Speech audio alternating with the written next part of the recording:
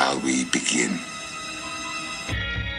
You are now listening to an altogether less fashionable variety of soccer podcast. Broadcasting live from the capital city of Columbus, Ohio. Welcome to ACES Radio. I got the new wings with the Zima flavor sauce. I've given this no thought whatsoever. Hashtag probably riding cock. They're in your face, they're a little different. I think it's super cool. I love them. Jamie, ignorant slut. Hold on to your butts.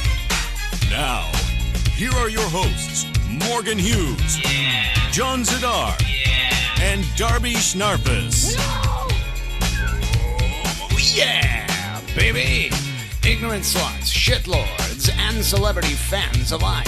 If you're hearing the sound of my voice, it's already too late.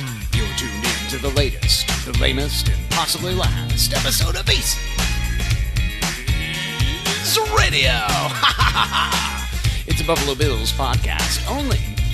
Coming up tonight on the program, Crewzers FC start off 2018 in style, taking all 3 points on the road at TFC. The panel will discuss cracking the code tonight. It makes its triumphant returns. We try to decipher what Mike DeWine means when he uses words. Man balls, they are back, Darby, and they are thrown about as liberally as ever. I welcome you back to the show, and I remind you most jokes have to do with your age. Then on segment 2, the rarest of all rare treats. As a celebrity guest, unlike any other, which we don't mean as a compliment, stops by the show. Keith Naas is here, bitches. He's your favorite Twitter investigatory user. He's going to talk about Save the Crew and metrics and stuff. I mean, oh my God, what a rare treat. On segment 3, we head live on Periscope for your hot takes, a.k.a. the battle for the grand prize, sweet mother of God. A log jam at the top of the standings this week, fellas, as users A, B, C, D, E, F, and G return to battle each other and others for hot take supremacy. Prediction scores, prediction updates, Crewzers versus Montreal, hang on tour, the exit at 4, and so much fucking more. Brought to you as always by benevolent corporate overlord sponsors Blood and Urine and me choking on my own spit. And broadcasting live from the beautiful front room here at Endeavor Brewing Company, my name is the continuing champion Morgan Hughes, aka the #1 handsy boy. And I'm joined as always by AAA, the absentee amateur artist himself, Captain Jean-Luc the Wet Boy Zadar, and everyone's favorite ancient ruin, Darby the 40-year-old man-child Schnarpus. What a rare treat. Fellas, mopaches, lads from different dads, brothers from different mothers, and amigos de Guillermo, how in the hell have you been?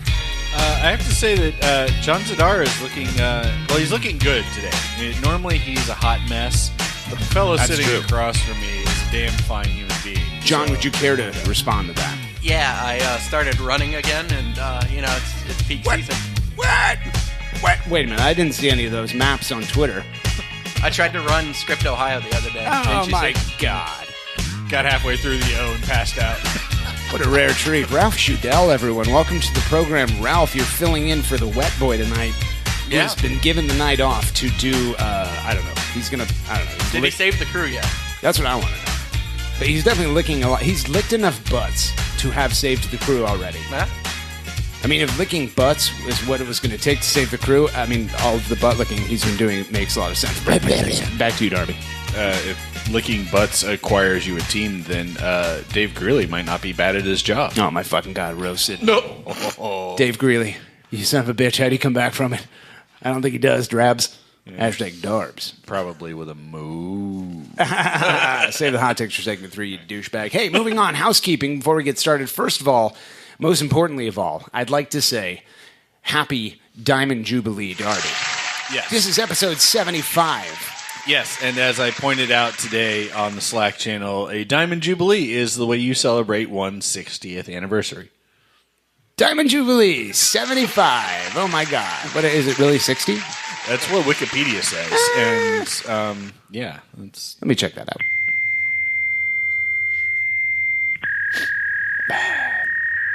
Nope. You're stupid. It's 75. Okay. Happy Diamond Jubilee to Darby. 75. I bet you remember the first time you celebrated 75th something. Oh, I don't know how I come back from that. Probably dead. See, Ralph, Darby is very old. I sense that. Mm-hmm. He was telling me about the first time that he made love to a woman. I didn't know he was also a time traveler that can go into the future. so early to be roasted so thoroughly. Though, to be fair, during the mic check, I actually forgot one of the running jokes. So it is hell getting old, everybody. I also forgot the guy who said the joke. Who? I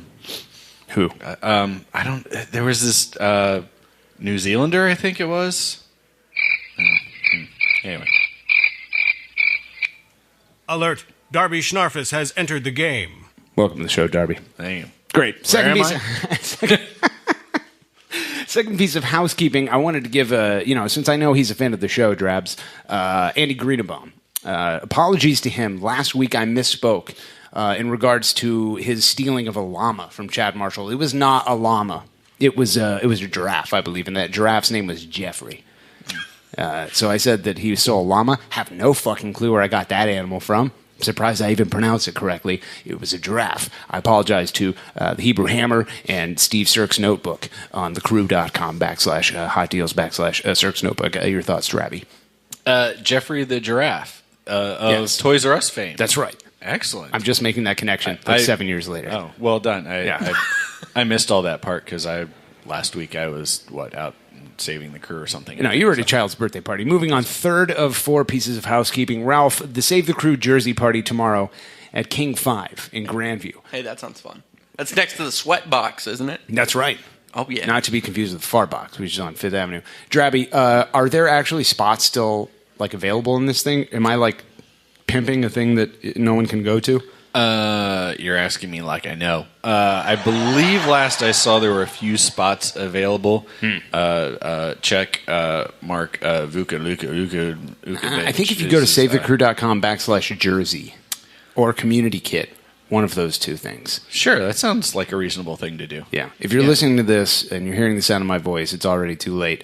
The thing is probably sold out. Might actually be too late. Yeah. Right. Yeah, literally, because if this podcast gets posted at, say, 8 o'clock in the morning, by the time somebody gets through this intro, the party will already be over. That's very true.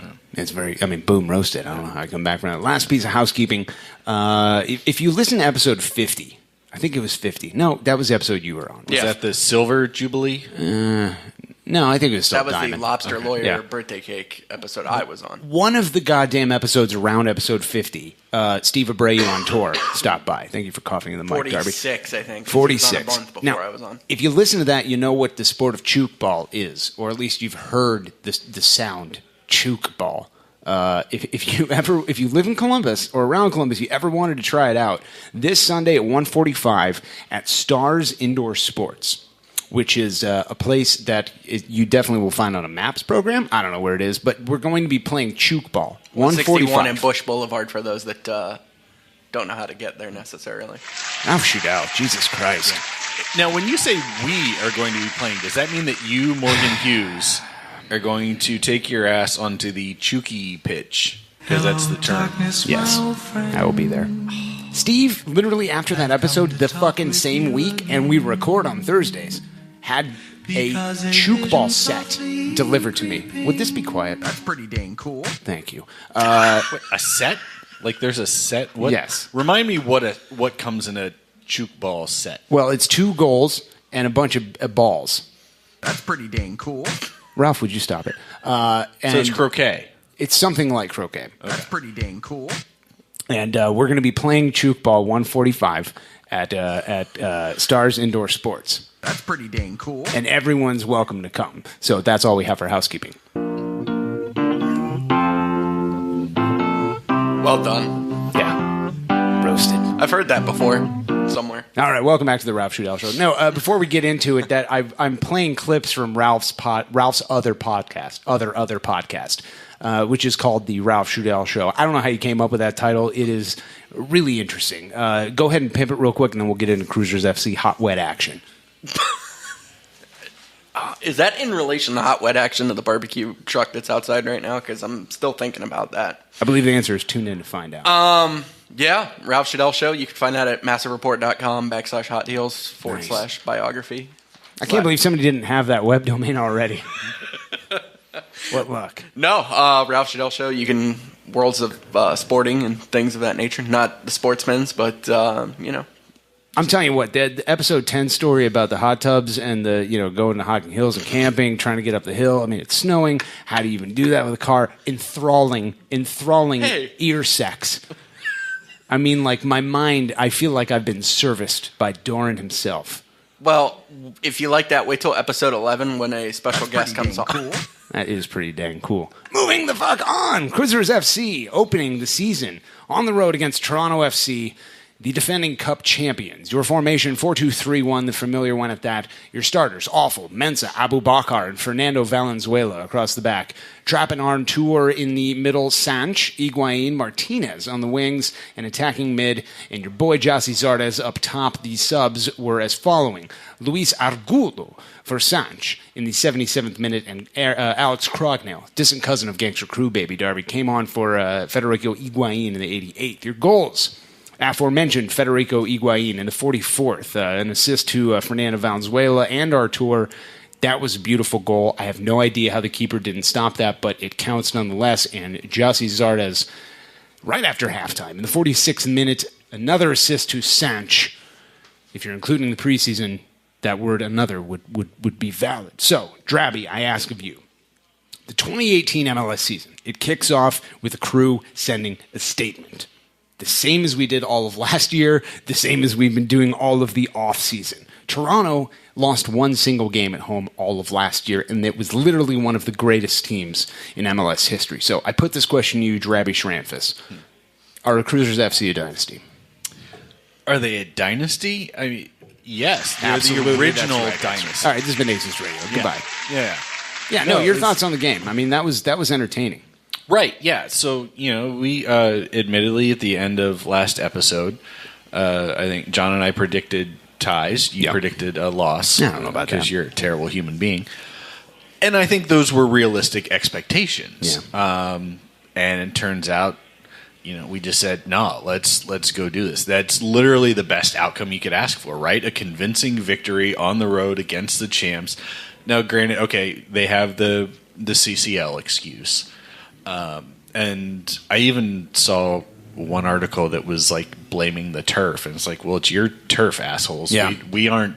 It's not a competitive garbage. advantage for us because we play on actual, real good field. It was a garbage surface. Oh god, it was terrible. The ball, like any ground pass, looked like a dribble. Like it just bounced constantly. And you could see like the mud like flying up from just the ball rolling across the ground. Well, I mean, you could see brown pixels. Roasted. Yeah. Because that television feed was hot garbage. Jesus Christ, Crew. It was so bad. I mean, come on.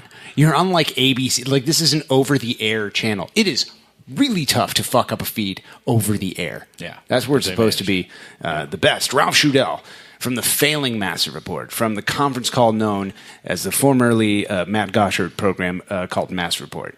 Matt Gossard show. That's right. That's what they called it. Federico Higuain, if you watch that game, I think that's probably what stuck in your head was that Higuain is doing some crazy shit. And I've likened him before since the arrival of Sanch, who's going to score all the goals, apparently, like later. Eventually. Yeah, like later, Darby. Yeah. Since Sanch came on board, Higuain has been like a puppy, like an old dog, and the family gets a new puppy. And then the dog all of a sudden isn't like 15 anymore for like 6 months. He's like a puppy again, and then he dies. I mean, like, the death is coming. Let's be real. The death is coming. But since Sanch came, like, Federico Higuain is like, he has a new life. He was a joy to watch out there. A goal, a lot of crazy passes. You're on the Master Report. Your thoughts on Federico Higuain? I mean, I think you put it well. I don't know how he approaches the baby continues gangsta. to defy Father Time. Yeah. He seems, after having the sports hernia injury in 2016, coming back last year and having a great season, and then starting out with a bang against the defending champions, like you said, the people that are supposed to win everything and anything, especially the Canadian Championship, which apparently there's like 4 teams that compete for that. So I hate that goddamn thing. I hate that that you don't ever get to count that. Right. It's one of 3 teams gets through to Champions League. Yeah. It's garbage. I don't know. Sorry for the interrupting. treble is the FC MLS Ottawa. Cup, Supporter Shield, and Carolina Challenge now. And the Armadillo Cup. Yeah. Yeah. I missed that. 100%. That's the Armadillo Cup now, right? Hashtag Mouse Cup for life. Yes. Continuing champions. Sorry. Back to you, Ralph. But like you said, he's playing out of his mind right now. He's seeing the field well. I think him and Sanch are having, the time of their lives. They go to Chipotle. They go to Build-A-Bear. Wait, which Chipotle? Because I'm totally going to stalk him.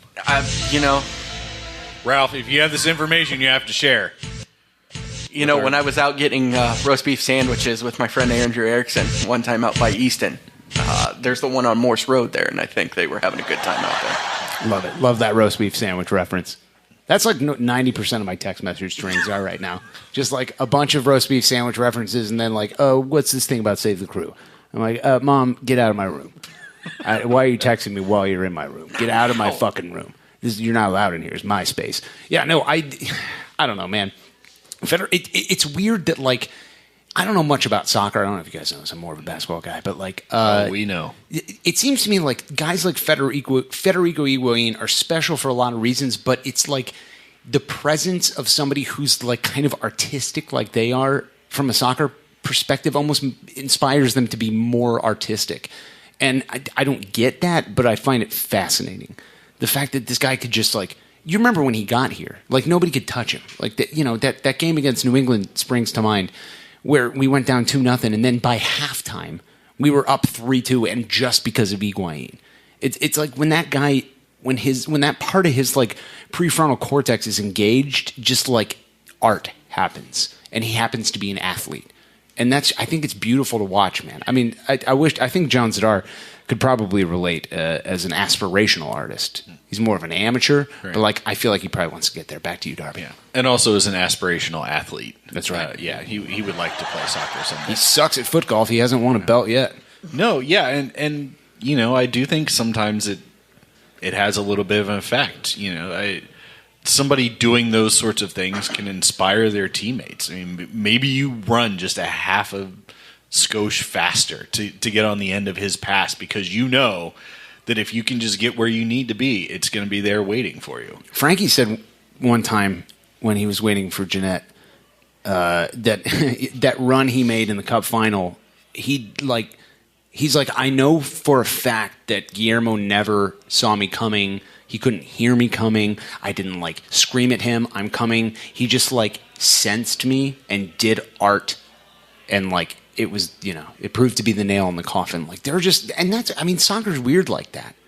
It's just, from a basketball perspective, there really isn't that whole like artistic thing outside of like Pistol Pete Maravich, and that guy never fucking won anything. Almost like he plays professional sport for a Minnesota franchise. Ralph. Yes. Let's talk about the defense, because it was a clean sheet. Mm-hmm. We've talked about how good Toronto, at least, was last year, is supposed to be this year. Masterful defending, from my perspective. I found myself sitting there a couple times and just forgetting that Sebastian Giovinco and Josie Altidore were on the field. Like, at times, they just seemed like they didn't exist because of whatever we did defensively. Back to you. Yeah. I had a chance to talk to Lawless, and, I wanted to ask him how awesome his hair was. But he's Peruvian. He is. He did tell me that. Him and Jonathan, they both converted to Peruvianism. Jonathan Mensah is Peruvian. Yeah, but, they've got great chemistry. The whole center backs, all of the center backs out there, it's going to be tough to get minutes on this defense.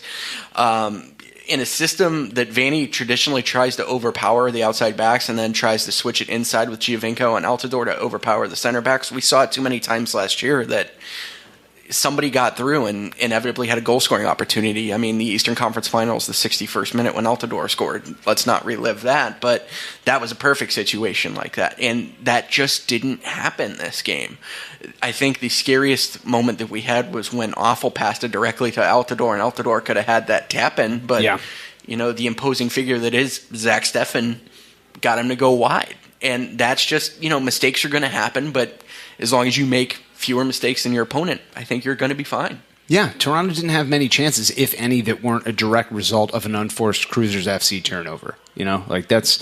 It's credit to the defense, and it's also saying, hey, there's room for improvement on a shutout road victory against the defending Cup champions. That's exciting. Drabby, I want to talk to you about a thing real quick, because we're on a podcast people listen to. 17 people last week. # blessed. I want to credit to Greg Berhalter for being able to coach a team that has so many outside distractions and having them focus inwardly on the field. And credit to the players who are able to take that, because it's one thing to say, guys, don't listen to the outside voices. Concentrate on what's going on the footy pitch with the lads. It's another to actually do it. I think that we have a special thing happening, not just from a Save the Crew perspective, because we're going to fucking win this fight, but like it seems like the players and the coaching staff are on the same page almost. Is that my wishful thinking, or do you feel that way too? No, I think so. And that has been a consistent thing, right? So ever since all of this started, I think the focus has been on, okay, we can only control what's on the field, so let's do that. And sure, I would imagine the players have that little extra bit of motivation right now, but in a positive way. It's just focusing that energy. Yeah, I mean, there would be every opportunity to have the team fall apart. And probably part of that is them making the effort to allow the players who did want to leave, who presumably were too distracted or too upset or whatever, to go find another option. Shit Lord. So, whatever you think of Ola and Justin, they wanted out. That's Shit Lord. They did it. So presumably the guys who are left are the guys who really want to be here and they want to make this happen. And so Stank Lord. They're doing it, and they did a hell of a job. Yeah. Stank Lord is good, Shit Lord is bad. Yeah. By the way. That's what that means. Last thing we want to talk about, and then we'll move on to color impressions. This is if you listen to the radio, which you are right now, ACES Radio, the word is in the title. That's how you know. You know that there are these rhetorical questions that shitty podcast hosts, or radio hosts in this case, come up with, and then the panel debates them. So here's mine for the week. Is Greg Berhalter, now it's early in the Jossie Zardes era, but I put this to you, Ralph Schudel, from the Ralph Schudel Show. Is Greg Berhalter the best number 9 in Crew history? And I say that because it doesn't matter who the fuck is out there. Greg Berhalter's system, all it does is produce 27 goals a year out of your number 9. Like it, and Harrison Awful. Yeah, exactly. That's that. You're channeling John Starr very well right now. So, is Greg Berhalter the best 9 in Crew history? I think you make a good point because you look into college football. I'm a football guy and football guy, but Texas Tech. Rough lads. Texas Tech traditionally has a really good quarterback that doesn't go on to do anything in the NFL, but they pass for 1 million yards and 1 million touchdowns and 4 interceptions. Yeah, passing for 450 yards a game is like just kind of an average day at Texas Tech. Yeah, that's a below average day. Yeah. But, you look at it with that one Kamara who wasn't exciting, and then the Ola Kamara, all of the Kamaras. Mm-hmm. And then now Giassi. I think the change of scenery is great. I think, just how they feel in the system. He's talked about having great chemistry with the 2 outside backs. And we finally had, I think, not to channel John Zadar even more, but I think, Kai was very lanky. Ola was very stocky. Giassi's a perfect blend of athleticism and speed. I think this is the quintessential number 9 that you need in the system to succeed. Yeah, I agree. Greg Berhalter, officially best number 9 in Crew history, and we have to move on. That's pretty dang cool. Color impressions. That was Ralph Schudel again. Roasted. Color impressions in the match. We go around the panel now, which I remind you is the Latin True podcast host. Darby Schranfis, your color impression of Toronto FC versus Crewzers FC. I'm going to go with gold. Gold as in the star that will be above the crest after the end of this season. Do you get one for winning home games? Winning MLS Cup. That's what that means. What do you get for Carolina Challenge Cup? An armadillo head. Ralph Schudel of the Ralph Schudel Show. Your color impression of the match, my friend. I'm going to say green, but on a 10-second delay for the ABC6 feed. Oh, my God. Roasted.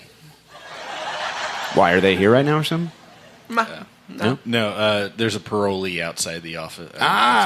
John Clem is here. Lock the door. I mean it. Oh, Jesus Christ. Oh, God. My color, Darby, I've been giving this a lot of thought. I says to Pam, stop touching me while I'm trying to sleep. Get out of my room. Take your shit and get out of my house. You're not welcome here anymore. You can't eat my food anymore. Don't touch my Girl Scout cookies. I bought those for Andy Stanky's daughter. Fair and square. Don't touch them. Don't look at them. And you should shower just once. Just try it out. See what happens. So I says to her, I got a new color this week, Pam, and the color is the color is this color that I'm going to say right now. Yellow Beach, Columbus Crew. That's right, Darby. Yellow. Yellow like what, Morgan? Yellow like the Columbus Crew, Darby. Great. Back to you, Ralph. I missed that guy that was here with the accent. I think he was Swedish. Who's that? That one guy. No one knows who you're talking about. I think he's I believe he's referring to Nico Ness. Yeah. I really want John Sedar dead. Won't you die already, John? Moving on now, we go to Cracking the Code. Now, this is, since it is the Diamond Jubilee edition of ACES Radio, we have to try out some new technology because you gotta go for it. You gotta grab life by the horns and you gotta say, listen up, life, or Lyndon B. Who do I give all these fucking scarves to? My whole room is full of scarves. I can't even get to my bed. What am I doing here? Why did I take this job? I'm bad at everything. Why am I wearing this eye patch? What about this party hat? Is this the right move? Nope, everyone's booing me. So after we play Cracking the Code, we are then going to awkwardly use Skype to call Steve Abreu. All right. Which is going to be not a tragedy at all, and it won't ruin this episode. But first, Darby, what if I told you there was a cure for the scourge that is imitating cows and wearing eye patches and party hats when that's the cow's thing? You shouldn't try to do what the cow does. This is Cowtown. What would you say, Darby? Is it an attorney general with Coke bottle glasses? Yes. And now, Whoop-de-doo. an ACES radio exclusive, What does it all mean, Panther? Cracking the Code. They say it, Everything we do is for the city. we explain it. Who we are is for the city. You reap the benefits. What? They speak English and what? What? English, motherfucker! Do you speak it? Yeah! And it's all for Columbus. For Columbus, indeed. Welcome back, ladies and gentlemen, to another edition of Cracking the Code, which is going to be called Greg's Explanations, but John Zadar doesn't reply to text messages fast enough. And also Greg is dead. And also Greg's dead. You know what? Actually, let's call Steve first so he can hear the Cracking the Code clip. Let's get right into the fucking. You know what? If we're going to ruin this episode, let's do it. And the potatoes. Meat and potatoes, everyone. So I'm going to press the button here. Okay. Oh, we're calling. Oh, God. That's very loud. Now, I don't know what this is going to actually do to, like, the recording or whatever, but... Throw the levels off. What's going on? Steve Abreu, welcome to ACES Radio. How are you, my friend? I'm doing well. How are you guys? We're good. We haven't played the Cracking the Code clip yet. No meat and potatoes have been gotten into. We want you to hear it so that you can interpret it for us. You are a lawyerman by trade, and it's why you're here. Thank you for being the experimental hamster, as they're called. A lot of people say guinea pigs. I like to say experimental hamster. That's not a legal term, though. Well, it only hurts at first. So I'm going to play this Cracking the Code clip for you, and then I'm going to ask you to interpret it. So I goes to Mike DeWine this week, and I says, Mike, thank you for having me at your office. And he says, Morgan, let me stop you right there. You smell great. You are great with kids. I have these roast beef sandwiches. Can you eat them? And I said, yes, I will. But please, before you start taking out your sandwiches and other things, I need you to speak into the pocket recorder. And Mike DeWine had the following to say in 3, 2, 1. Loyal Crew fans in Columbus have invested their time and loyalty in this team, and they have allowed the Crew to capitalize from financial incentives paid for by their tax dollars. Ohio law is very clear. If you own a professional sports teams and take millions of dollars from taxpayers to subsidize your stadium, you can't just pack up and leave a city hanging without following the law. I am left with no other choice than to file this suit to ensure our laws are followed. Hashtag YOLO swag 24/7 blaze. Let me smash. Fantastic. Darby, I don't know what hashtag YOLO swag 24/7 blaze it means, but the politicians seem to be all about it recently. Yeah. Is it yellow swag or is it YOLO swag? I'm pretty sure it's YOLO. You only live once. Steve Abreu, you are a lawyerman by trade, as we mentioned before. I want you to interpret this clip that you heard from Mike DeWine straight out of my pocket recorder. Back to you. Yeah, well, I mean, it's kind of has a PR purpose, right? So anytime you file a lawsuit, you're not only trying to win the lawsuit, but you're also trying to win the PR battle around the lawsuit. There's a couple of reasons for that.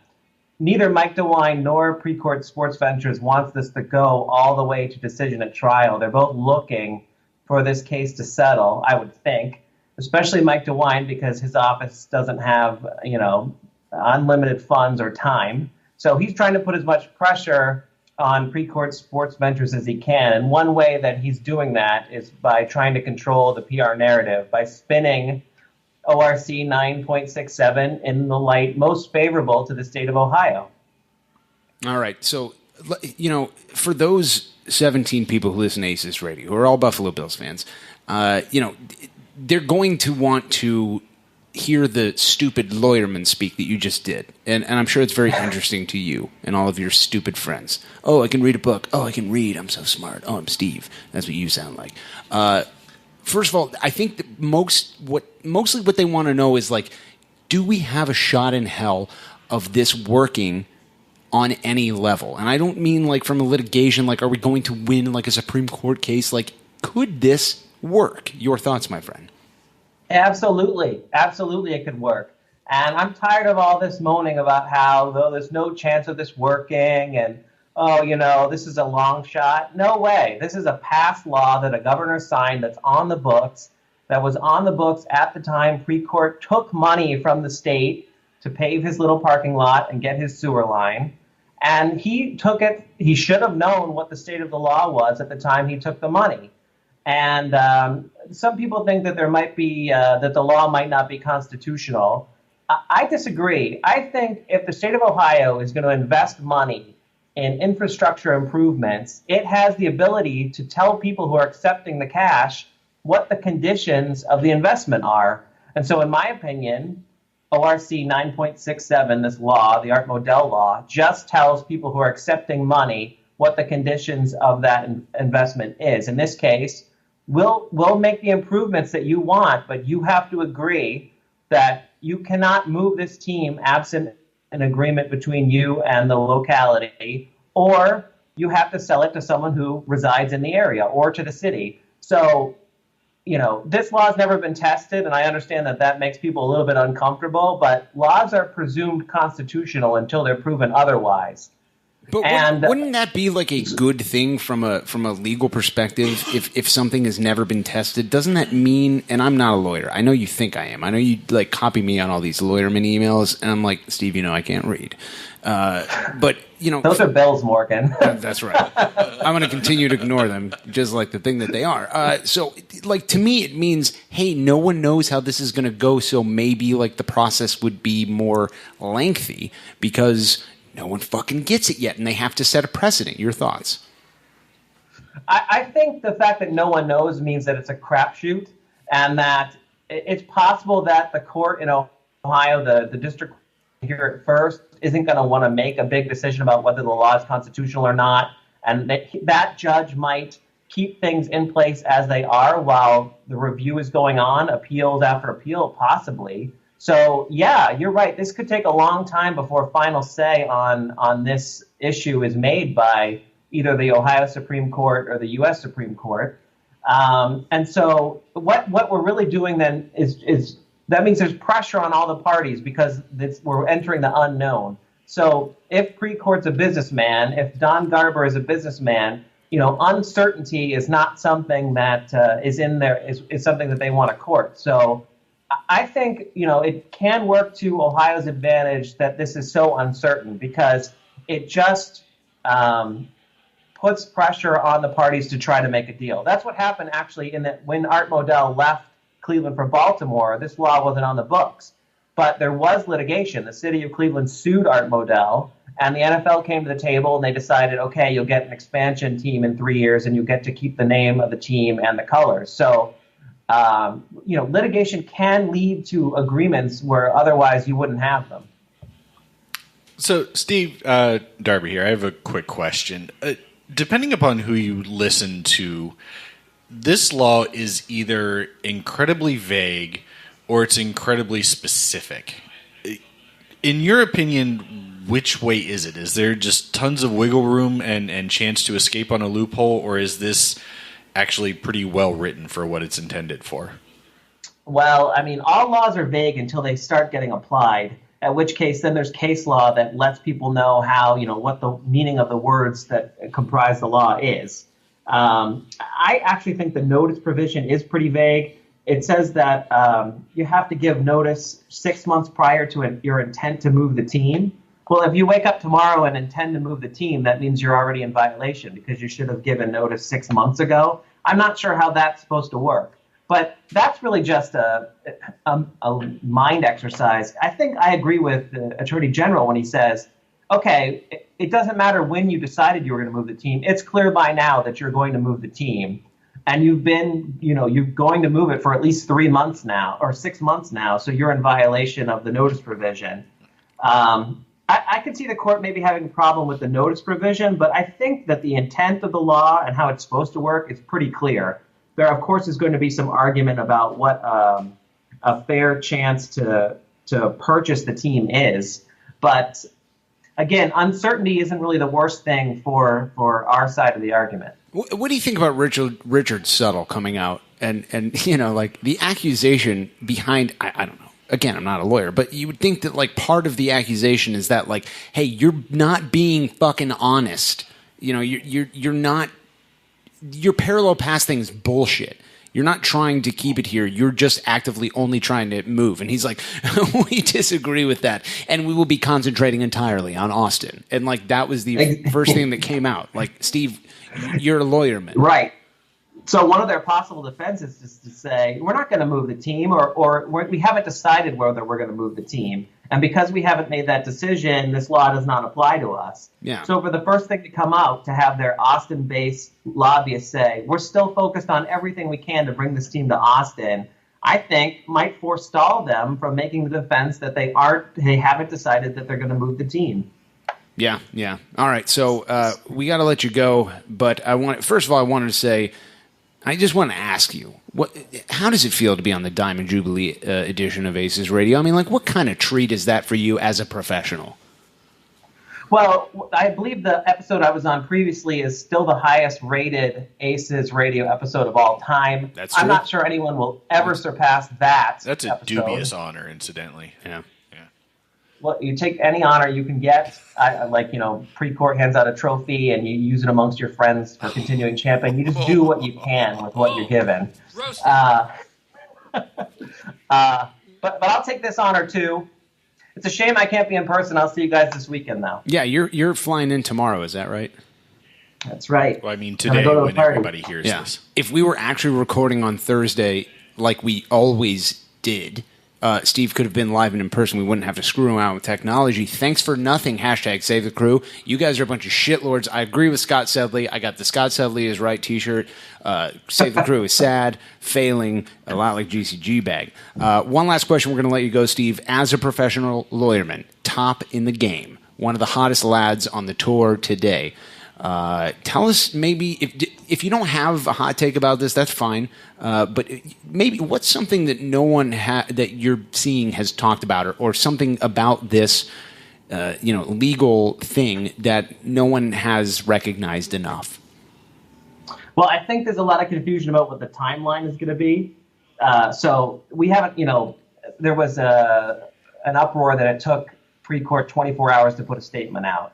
Nothing is going to happen for a couple weeks, and then a lot is going to happen. So in litigation, there's a lot of time that goes by, and then a pressure point, and then a lot of time goes by, and then a pressure point. So it may be a couple weeks until we hear something, but we might see the state of Ohio move for a preliminary injunction. And if they do that, then a lot's going to come out. And I wouldn't put so much stock in the fact that discovery is going to kill Major League Soccer. This law doesn't care about what a person's motives are for moving the team. So everyone hoping that we're going to finally see what the business metrics are. The judge might rule that the business metrics are irrelevant to this case because the law doesn't care why you want to move. You just can't move if you've accepted the tax incentive. So I'm not sure we're going to hear too much about the business incentives in the discovery as well, but I really don't know where this is going to go, and nobody does because it's a new law. And so let's just buckle up and see what happens. Steve, thank you so much for coming on.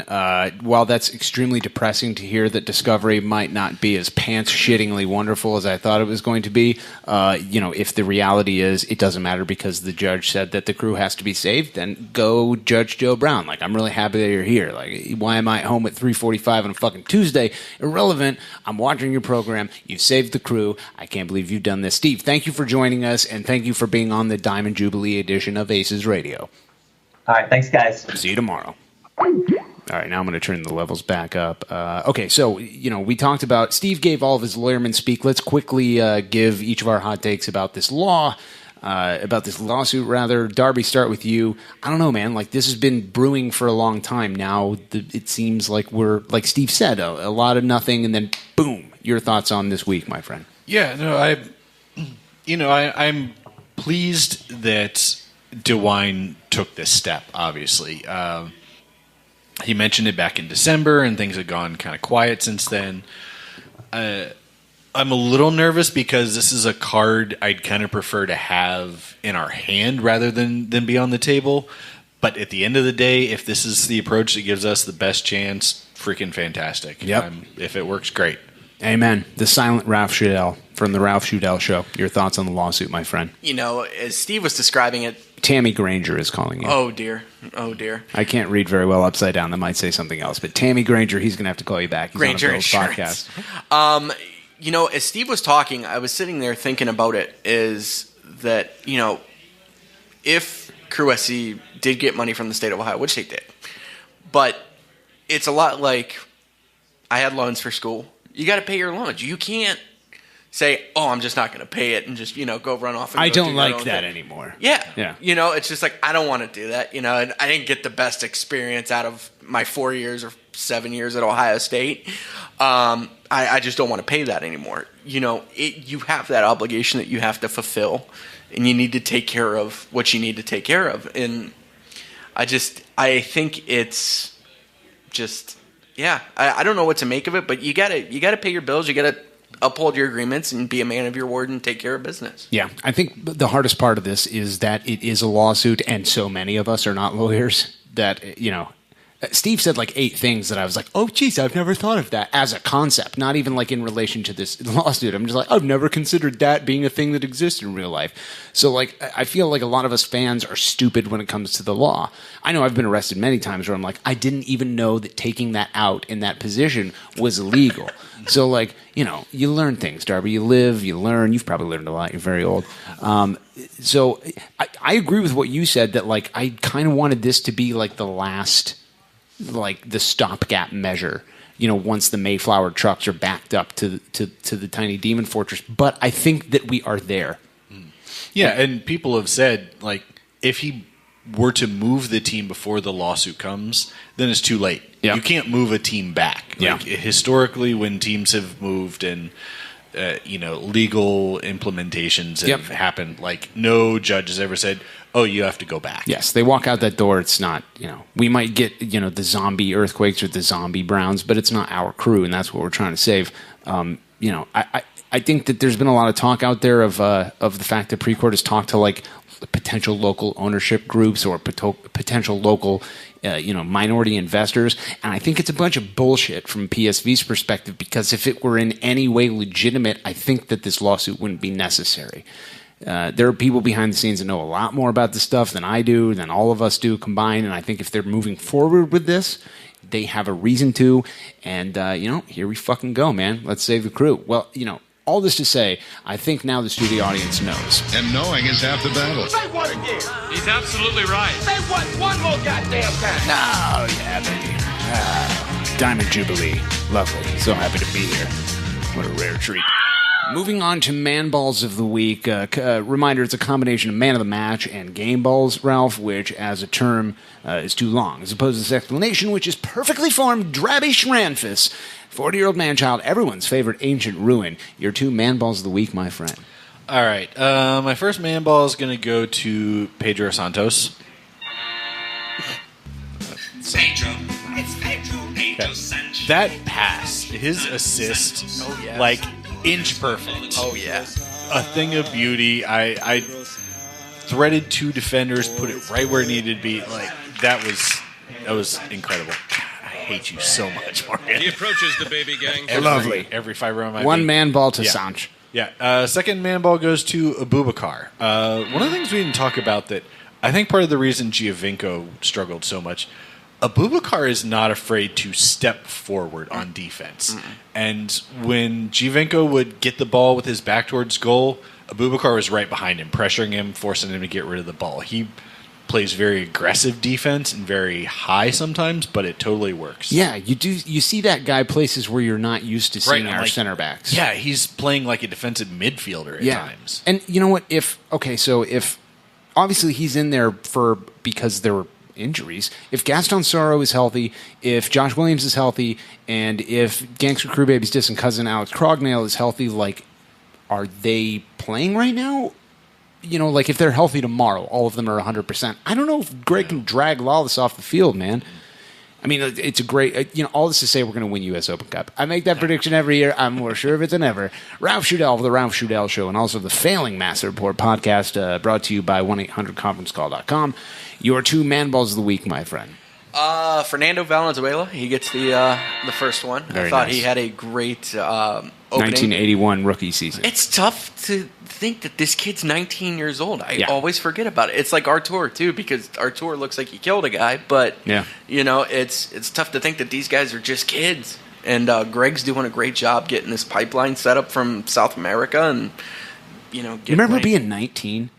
I wasn't doing this stuff at 19. What if somebody gave you like $400,000 when you were 19? I would blow it up on video games and maybe booze, natural. I'd buy like Natty Light, all of the like most extreme Mountain Dew flavors. I feel like that'd be like one of the things I did. Like I'm getting every crazy Mountain Dew. You wouldn't flavor. put Surge back into Try circulation. to stop me, Mom. Fuck off. I got $370,000 now.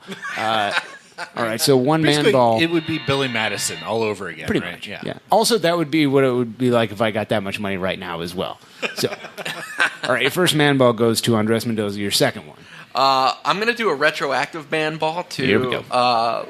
Last week with Gaston Sorrow and his training montage in the airport.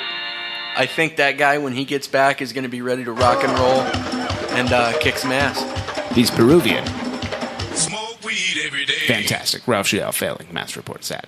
My first man ball of the week goes to basically the employees of the Columbus Crew.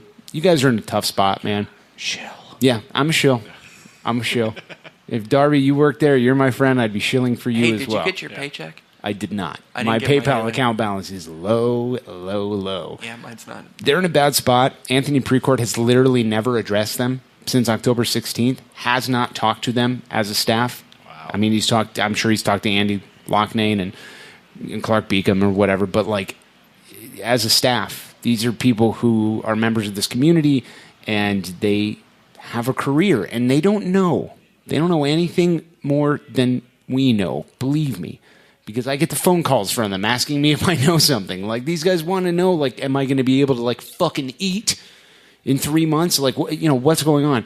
And then during all of this, they have to go to work every single day and put this goddamn smile on their face and pretend like nothing's wrong. And then when they call people to try to sell fucking tickets to our beloved team, and these people like snap back at them, they have to like not say anything, not get angry when they're just as hurt as we are. So to everybody at Crew Stadium, I love you. We love you. We're doing this as much for you as we are ourselves, as much as we are for the guys in the field, in the locker room. We're going to fucking save the crew, and we're going to do it for you guys, and we love you. So that's my first man ball. My second man ball of the week. I've been giving a lot of thought, Ralph, and I says to Pam, stop touching my leg accidentally when you're sleeping. This is disgusting. I hate you. And that was it. That's it. Wow. Yeah. My second man ball goes to Andres Mendoza, though. All the Pam things aside. And that's it, Darby. That's segment one. Your thoughts? That was segment one. Yeah. Yeah. First you, use Ralph. Use of technology. I mean, other than the 2 laptops you have and the soundboard and the monitor behind you. And we have like a naked guy in the background who has a microphone. He makes all the drop sounds. It's great. That's just John. Depending on where I kick him in his gut, that's like, I'm like, make the laugh thing. And then I kick him in the upper gut. And he makes, yeah, it's great. What happened to ACES Radio? My God. If you've enjoyed the shitlordery on segment 1, I've got some great news for you. Ralph Shudell Show episode 19 is going to be dropping sometime this week, my friend. Tune in for all of the uphill battles, literally, as we try to get that car from Hocking Hills back to Columbus. Keith Naas is coming up on segment 2. Thanks as always to Steve Abreu on tour. You are listening to the garbage trash pit known as ACES Radio. Here we go, here we go, here we go, here we go. Now we blasting off into the ozone. The way we kick it in the dojo is local for show. That we paving the road that's opposed to the dojo. Going over your head like a top hat. Stop that. I know you hear me spitting these hot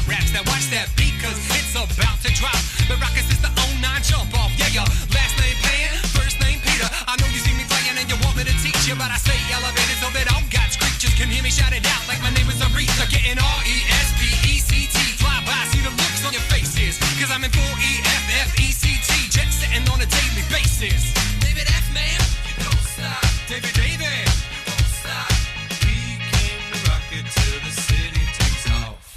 Mr. Captain, yeah, I'm an ace pilot, yeah. I want to spin my wings and fly. To all the people in coach, and to my first class folks, we'll show you how to spin the sky. As the curvature of the earth takes shape, fly fast forward like a videotape and no cape. Just follow my jet stream, proud in the clouds on the boom in your precinct. I'll have no trampoline, black box in the pocket of my jet jeans. Shine with the stars so bright, even NYC sees me. Get that? Oh, yeah, baby. Ignorant sluts, shitlords, celebrity fans, all you fools listening on your iPhones, and especially Crew Union founders. Listening live from State Penitentiary in New York State, it is episode 75, the Diamond Jubilee of ACES Radio. Welcome back. It is segment 2. If you have made the tragic mistake of staying with us from segment 1, you will no doubt know that Darby is a 40-year-old man-child who's putting his stuffed animal on my face right now. Shout out to Katie Hamilton from The Lantern, who is here in between 1 and 2, talking Save the Crew. My God, Darby, let me tell you what. Lantern at Ohio State, one of the finest journalist institutions on the face of the earth, and I support them, and I wish them the best. Back to you.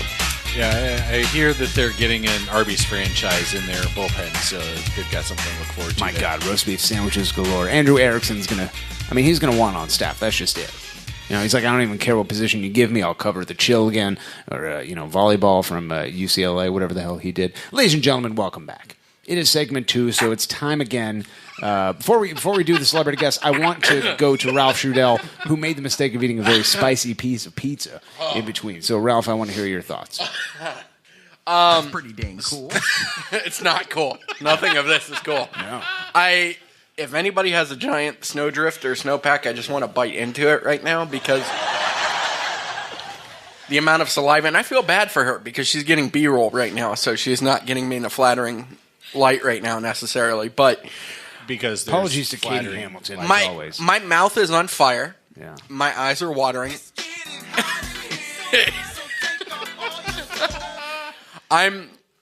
John's out of the penitentiary and may go back before the night's over with. I need to press charges. This is it was so good. I couldn't stop eating it, but my face is on fire. Special thanks to... That's going to turn into a drop real soon. Yeah. Special thanks to Save the Crew business allies, Mikey's Late Night Slice, and Hot Chicken Takeover for setting Ralph's face on fire. Yeah, the blog content creation channel on Slack's going to need a new leader before the night's over with. I might die. Wonderful, wonderful. Moving the fuck on. Ladies and gentlemen, if you could, welcome to the program on episode 75, the Diamond Jubilee edition. Ladies and gentlemen, Keith Naas. Keith Naas. Hello. Welcome to the show. Glad to be here. How have you been? I'm fantastic. You got absolutely no prep, no show prep between segments 1 and 2 because we were hanging out with the Lantern, and so you're just thrown into the wolves. Oh, I know how it works. You're terrified, I can tell. Yeah, I know exactly how it works. It's exactly how it always is. First time, long time. Correct. So we're going to start you off with the same question we ask of all of our celebrity fans, and that is, how would Crew fans know you? I'm the most annoying friend who always wants to talk about the Crew. But no, I am the person on Twitter who's just being an annoying person who likes to read. You're the master of threads. And I do like to draw connections between things that appear to not be connected without going conspiratorial. The word on the street is you're the thread master. That's the word on the street. Yeah, I do appreciate that, but yeah. I don't know if that's a good label. Obviously, everybody who's aware of the Save the Crew movement knows K Naas, the Twitter handle. That is you. You are Naas. It's like K is silent a little bit. That's right. Or K Naas. Distant cousin of Nikolai Naas. See, I was about to be excited because as a fellow brother of the AA name Brotherhood, that's what they call it. Yeah, that's definitely a thing. We the Brotherhood of the 2A Brotherhood. Yeah. The American Dodgeball Association of America. Yeah. My double A is an ah sound. So you're saying that you have an ah sound? It's Naas. Oh, it's okay. It's like Moss. Okay. You're so much cooler than Darby. Rough lies. So now we'll get into like the Twitter personality, Keith Naas, later in this segment. But first, let's get the personal details out of the way. You says you're known as a Crew fan to all your friends. Like I feel, in reality, I feel like all of us on some level are that person to like our family and friends that are like not, in the Crewniverse. What's going on with the crew? And that's the fucking worst one.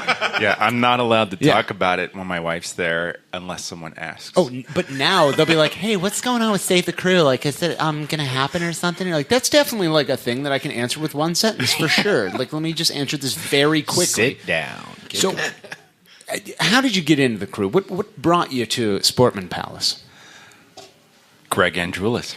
Greg Andrulis. Yeah. Zach Andrulis. Yeah, I know. There's a lot of people who didn't like him, but a lot of people say that's how they got into the Crew. Is fucking 2004 Coach of the Year, Greg Andrulis. Exactly. I worked for Wright State Athletic Department when he was the head coach there, and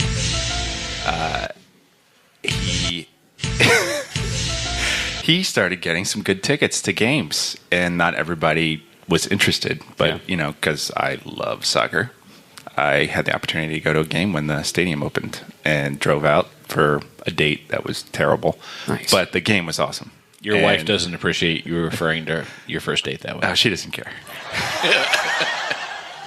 I don't know why I was shooting on this laugh. I didn't find that funny at all, Darby. And I was hooked. So I drove out from Dayton, and I think I went to a couple more games before that season was over. And then I moved to Columbus in 1999 after I graduated, and then went to the occasional game every once in a while. Didn't have much money back then, but it was exciting. It was fun. I remember after a very specific game that I went to with my wife and my parents. And this was before the stadium was changed. Yeah. And we were sitting behind the goal before the game, and I turned to my mom and dad and said, "You need to pay attention to the field the whole time while the warm-ups are going on, because you're going to get clocked in the face." Yeah, you almost fitted in the drop. Right as I finished it, yeah, the 2 rows in front, woman just got drilled. Are you serious? Oh my God, that's awesome. I saw, oh man, not to get on too, crazy of a tangent, but the warm-ups before the last U.S.-Mexico game, we were standing there getting ready to do the TIFO and everything, and somebody, Michael Bradley, that's who it was, cracked this ball that just did this crazy knuckle thing and smashed our friend Susie, who was the main sewer of all the TIFO banners. She was out cold. It was both it was just the most hilarious thing I've ever seen. She could have very easily died, and I was like, worth it. That was very funny. Agreed, Keith. It is funny watching your loved ones get hurt. So I want to get Just into to be clear, none of my loved ones were hurt. That's what you said. You said I love seeing my mom get smashed in the face. And Ralph and Darby, feel free to chime in, because I know this is first of all, Keith has become a legend on Twitter. Almost, it feels like overnight. A lot of people are saying who does this guy think he is? Taking all the attention away from the real celebrity fans. And to them, I would say, great job, me. Nice hot take. Love that. So I want to know what you actually do for a living, because it feels like you're a private investigator. It feels like anything nobody affiliated with Major League Soccer better have done anything, bad ever in their life, or fucking 10:30 at night, Keith Naas is going to pop up and be like, in 1997, Dave Greeley did not remember to get a birthday present for his son, Carl.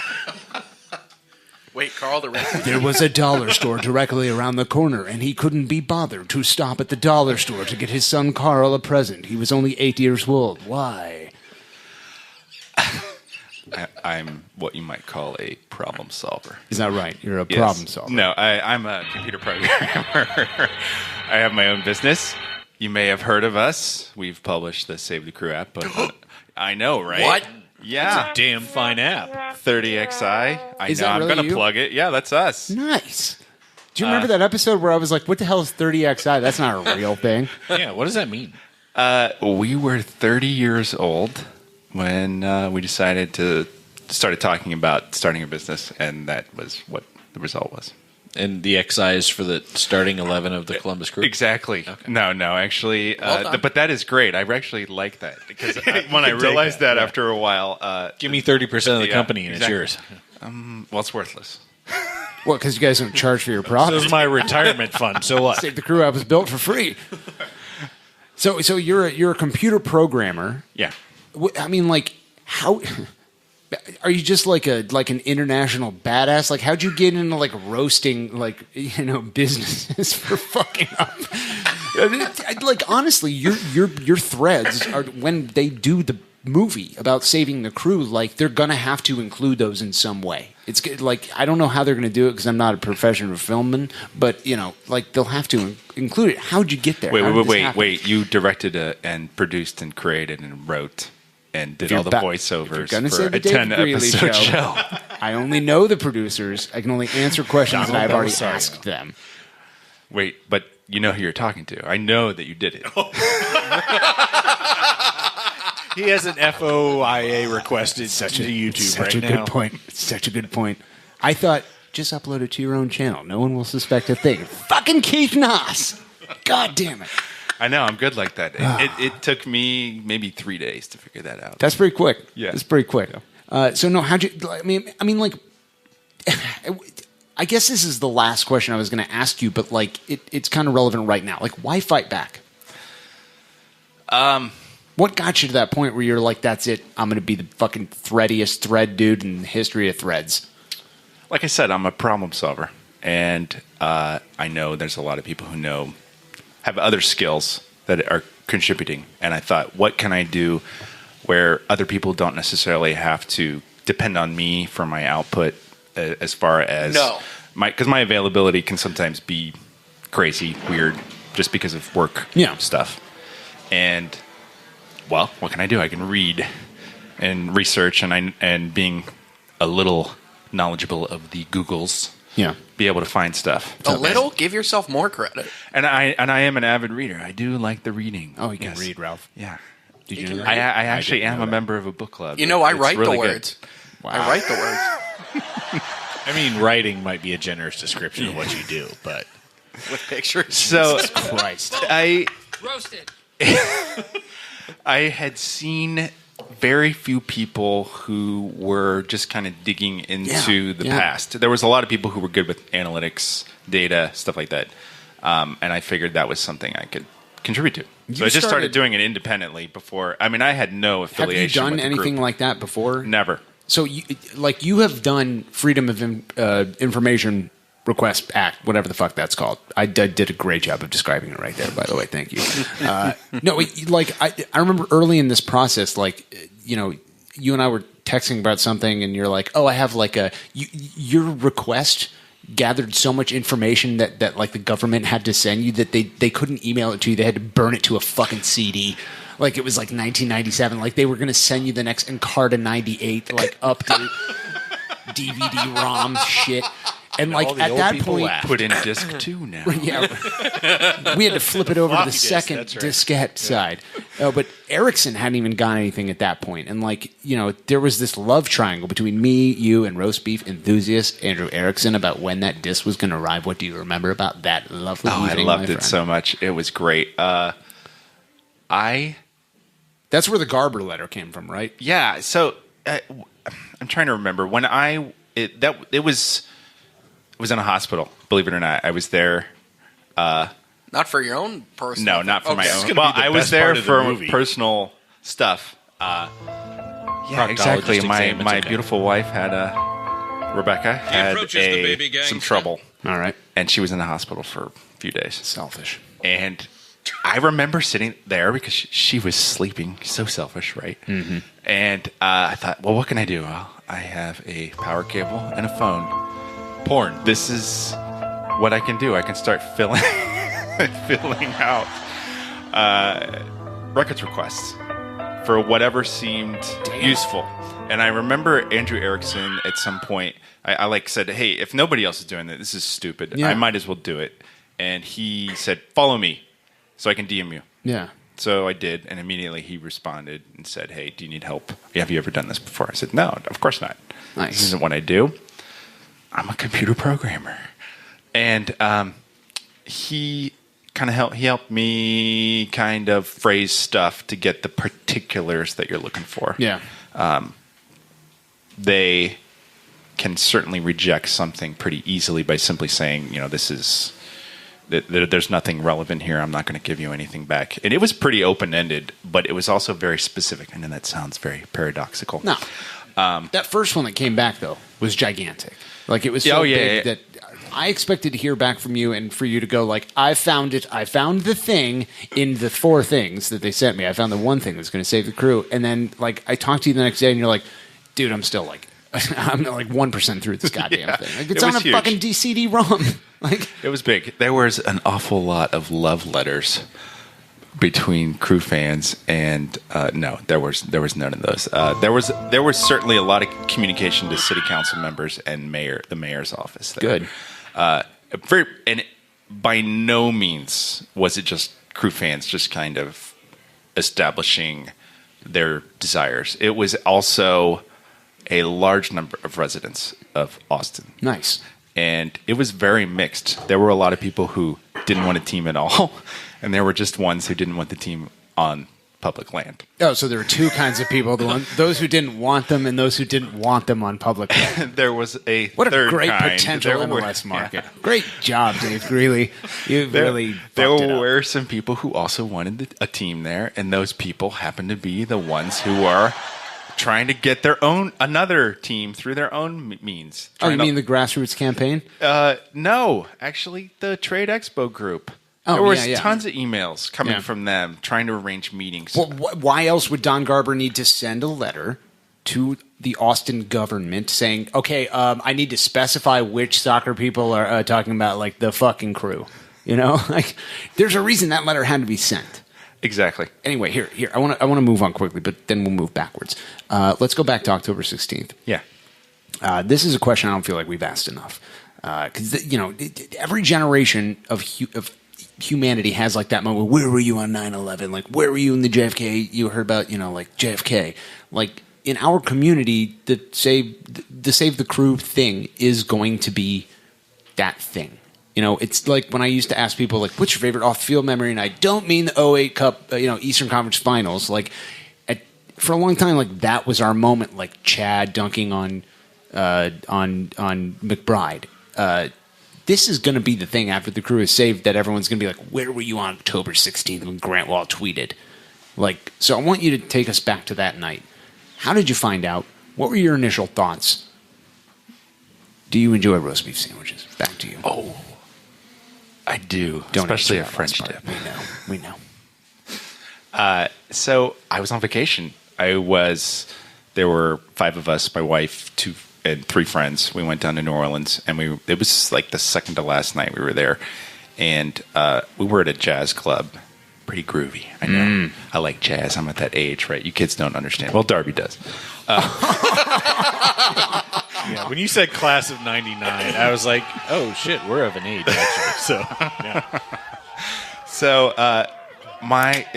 some of the group had gone back to where we were sleeping, and there were just 2 of us there, my friend Aaron and I. And I went to the bathroom, and I came back, and as I was walking, I looked at my phone.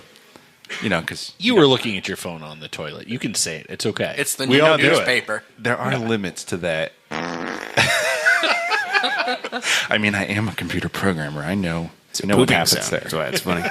Relevant drop. So I saw the tweet, and immediately, obviously, my friend was like, "What the fuck is what's going on? There's something wrong." And I said, "Well, tweet from soccer journalist." From beautiful white woman Grant Wall. And I showed it to him because I couldn't even speak the words. Yeah. And he's like, "Well, what the hell's going on?" And I said, "I don't know. I'm going to look." Yeah. Because there wasn't much information after that original tweet. And then immediately just looked at everybody that I thought might know something about it. The dispatch guys, the Massive Report, obviously you, etc. Why would you look at Massive Report? I don't know, Like, because it's I on thought, that. you know, Last they place might. you should go. I thought they might retweet something. Boom. Roasted. Jesus Christ. Bye to Katie Hamilton. Ralph would have a Thanks, witty retort if he hadn't just thanks burned to his Katie. tongue off. Oh, my God. I know. We've communicated a number of times, and this is the first time I've actually met Ralph. So Yeah, he called me. What a huge disappointment. He called me a couple weeks ago, and I was like, he's like, hey, can I call you? I'm like, sure. No. If you want that displeasure, absolutely, you sure can. So, it continued from there. Nobody had any information that night, and that's like the worst part of being a member of social media, especially like in a small closed group that we are in comparison to like giant fucking 700 million people live in whatever. Like we're a smaller community as Crew fans. And I think it's, I've said 100 times, like, it's a beautiful part of what makes us is that, like, if you tweet about the Crew, you kind of know everyone. Like, you do it more than once, you start to know Twitter handles, then you get to know their faces, then, by the time you meet them in real life, like, everybody's friends with fucking Yvonne, Like, that's just how Crew fandom works. So, and then for something like that to happen and to go to your trusted outlet for your news and then to not see anything. We're really no further along now than we were on October 16th. I mean, Yeah, it's true. I remember at the time also immediately looking at the history. I immediately actually started looking at the year for any clues as to trouble. And I remembered the Massive Report article about fans need to show up. And the first thing that I thought was somebody at MR got a heads up at that time period. And I was so pissed when that article came out, by the way, and I tweeted about it. yeah, there was a lot of pushback on that one. I remember that one. But there's certainly some truth to that. We all acknowledge there's some truth to that. But it was followed up. It was following up on like a statement made by Andy Loughnane. yes. And then it continued in August. I remember also looking back and seeing the August. There was an MR article in like on August 15th, that was August 31st, and then a Dispatch article on August 15th. That was the other one where they were talking to Andy, and they had a number of quotes from him. And it was like, we have thousands of responses, and it's patience. We just need everybody to be patient, and we're working on the details. Yeah. And I in regards to the stadium survey, right? And I saved those off right away. I thought this is weird because you don't That's just what I make mean an with your announcement brain. right away. Like- You don't make that announcement in October 16th, 17th time period if you didn't have some planning. So that's a pretty tight window for something like this. That's what I mean about your brain. Like that, something started to click in your brain back in like July. Whereas like, I remember talking to Andy Loughnane in the Nordac setting up for the first game last year and saying to him, just between two guys, I'm like, hey, dude, no big deal or whatever, but like, where the fuck is Anthony Precourt?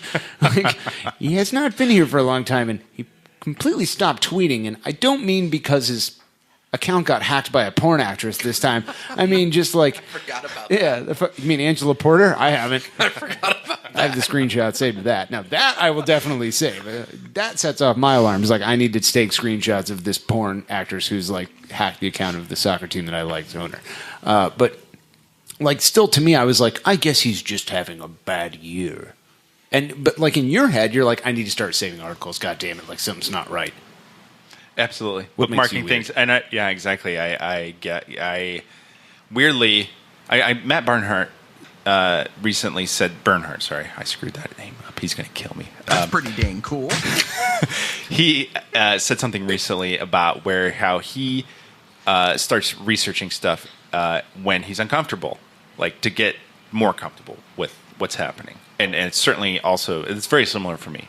I am going to fill in information, whether or not in the end that's an improvement. Sometimes it is, sometimes it isn't, but at least I know what I'm looking at. And then after that August time period, that was when I had started tweeting about, there was this patience. I remembered. I'm not going to say his name. I remember, the guy who was right tweeting a couple things over the summertime. Scott Sedley. Exactly. Yeah. I remember him tweeting something over the summer. Yeah, he hits on one responding. fucno thing. Jesus Christ! Like, No. let's not- I remember let's him. not No, crowd that's his not what I'm going to talk about. I remember Anthony Precourt had tweeted, "I need some patience on the transfer window. We need to wait on judging it until it's over." Wish people would take the entire thing into consideration. Yeah. And then, a whole series of things happened. Ram, bam, bam, right after that. CrewNotDoneYet.com. Actually, I'm not behind that. I just submitted stuff to it. Yeah. I have a question about that we need to circle back around. Yeah, absolutely. So what ended up happening was that tweet just got deleted, right? It doesn't exist. But Scott Sedley had captured it and stuck it on Big Soccer. Nice. So I went back to that and thought, okay, well, he's asking for patience from us when he had to have been actively working against us at this point. Yeah. So we know, I at least knew a time period for when to start doing these records requests. So Yeah, no, I think, okay, Ralph, you go ahead because I know too much. And it's hard for me to ask. That is literally not a true thing about you ever. That's a very good roast. You are a certified lawyerman. That's pretty dang cool. You're goddamn right it is. No, I know too much about like behind the scenes stuff to like ask Keith questions that like people would want to know. So Ralph, go ahead, take it away. So I saw something on Twitter That's pretty today. dang cool. Oh, sorry, that plays automatically. God, I'm so good I can talk. Would you like your like interlude music? Hold on, don't start yet. You'll know when to start when it's over. All right, and we're back. Now you go. Anyway, I saw on Twitter today that somebody was actually asking about whoever that nameless person may be that runs CrewNotDoneYet.com. Yes. They were asking for content. They need some more conspiracy theories and tinfoil hat stuff to hang their hat on. Yes. Who needs more content? Not Anthony with a weird last name that I can't pronounce. I believe it's Olenicek. Yeah. Is he still alive, by the way? As far as I know, yes. When's the last time CrewNotDoneYet.com has been updated? It was December of 2017. God fucking damn it, person with a weird last name. Things have happened. No, I'm not going to speak for him. You'd have to reach out to him.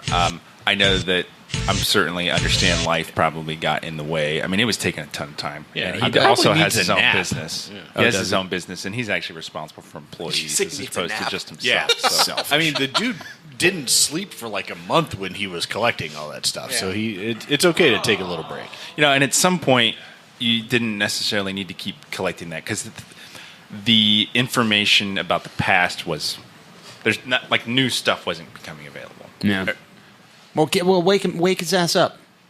Tell his employees to find another job. I don't care. Save the fucking crew or die trying.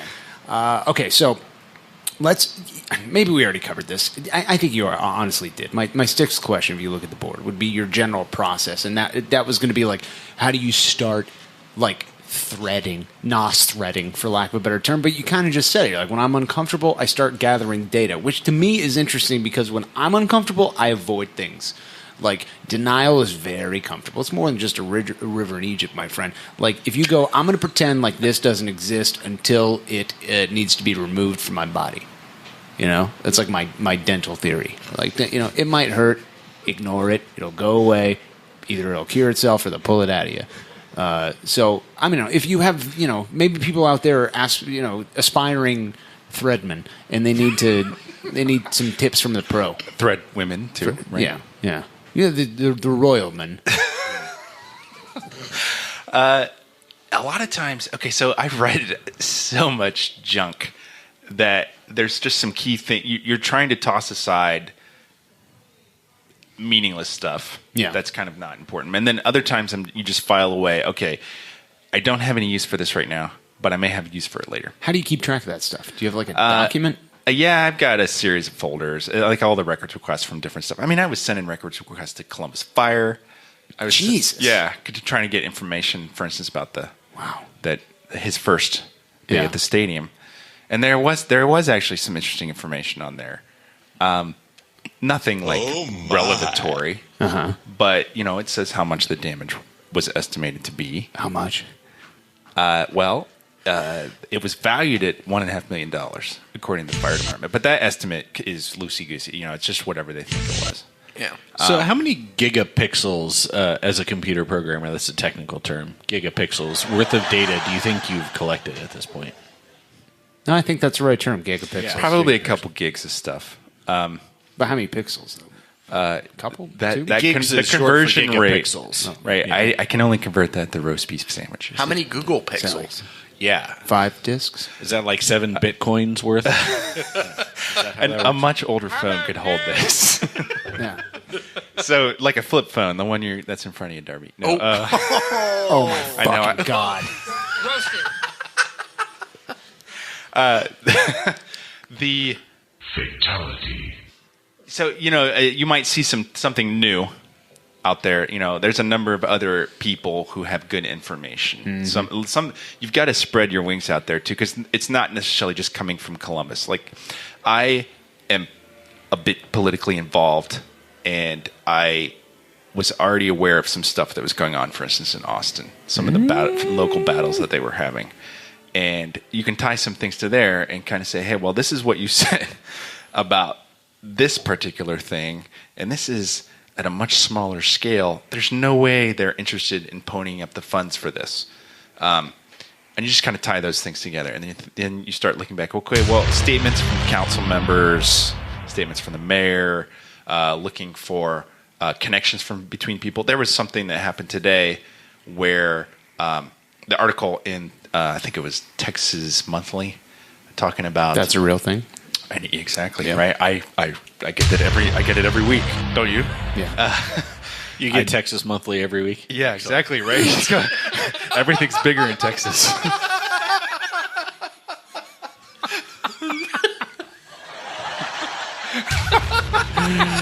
There are 3 of them, but 4 a month.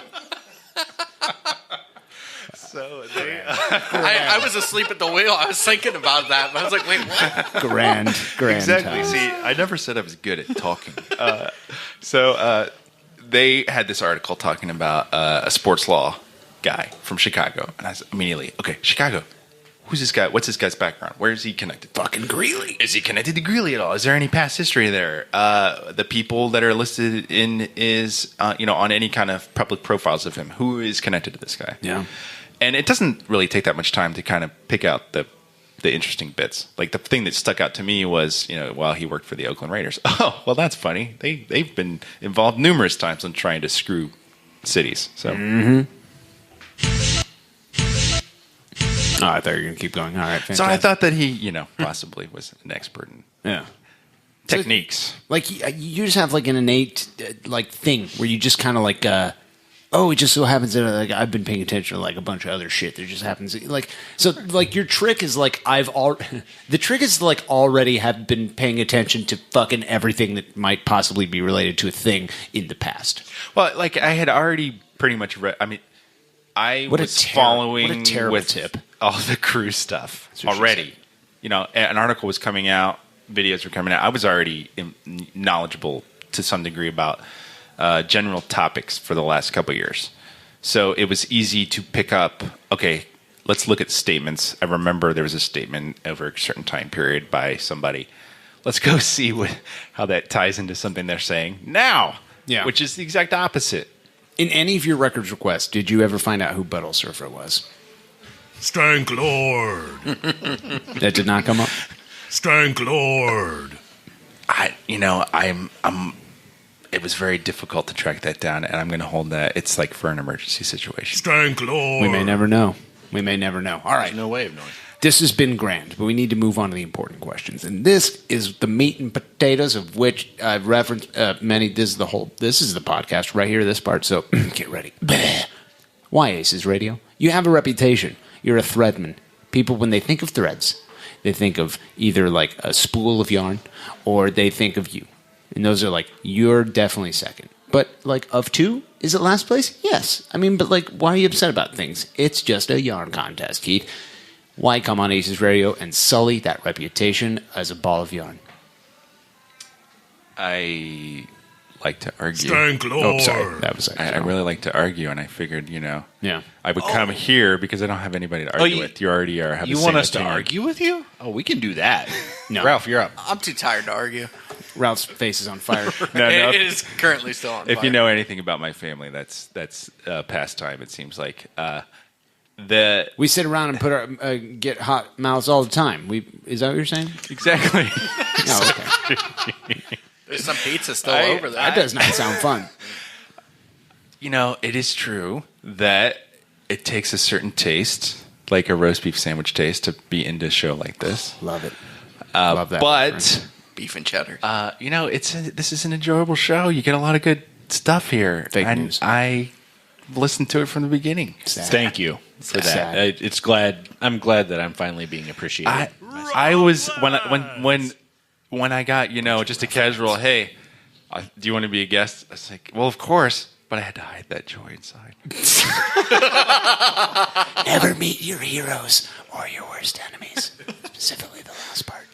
So you okay, all right. You're coming on ACES Radio because like what I'm hearing is like you really don't have any reason. That's fine. You don't have to make one up. It was sad what you just did. It was disgusting. You know, because I love it. It's fun. It's awesome. It's a horrible, horrible thing. Don't ever come back. You know, you have a business to think of. How many employees do you have? Did you say 0? We actually have think about 0. all those people. Yeah, no, someday you'll get one. I'm sure.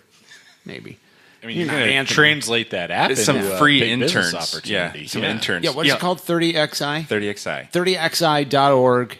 .com. Oh, okay. 30xi.com. You did the .com thing? It's the first crew-related phone app in the history of the internet. Yeah, for sure. Yeah, maybe you can sponsor the Ralph Shudell show. Yeah, I heard you can definitely spin that into something. I've heard that you know, it's something that other places might be able to take advantage of for their own supporter group movements. That's pretty dang cool.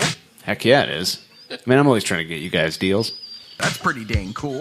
Love. I feel like Y&A could definitely use an app for their supporter That's pretty group. dang cool. Yeah, so let's get that happening. Lovely. All right. Let's go to the last question.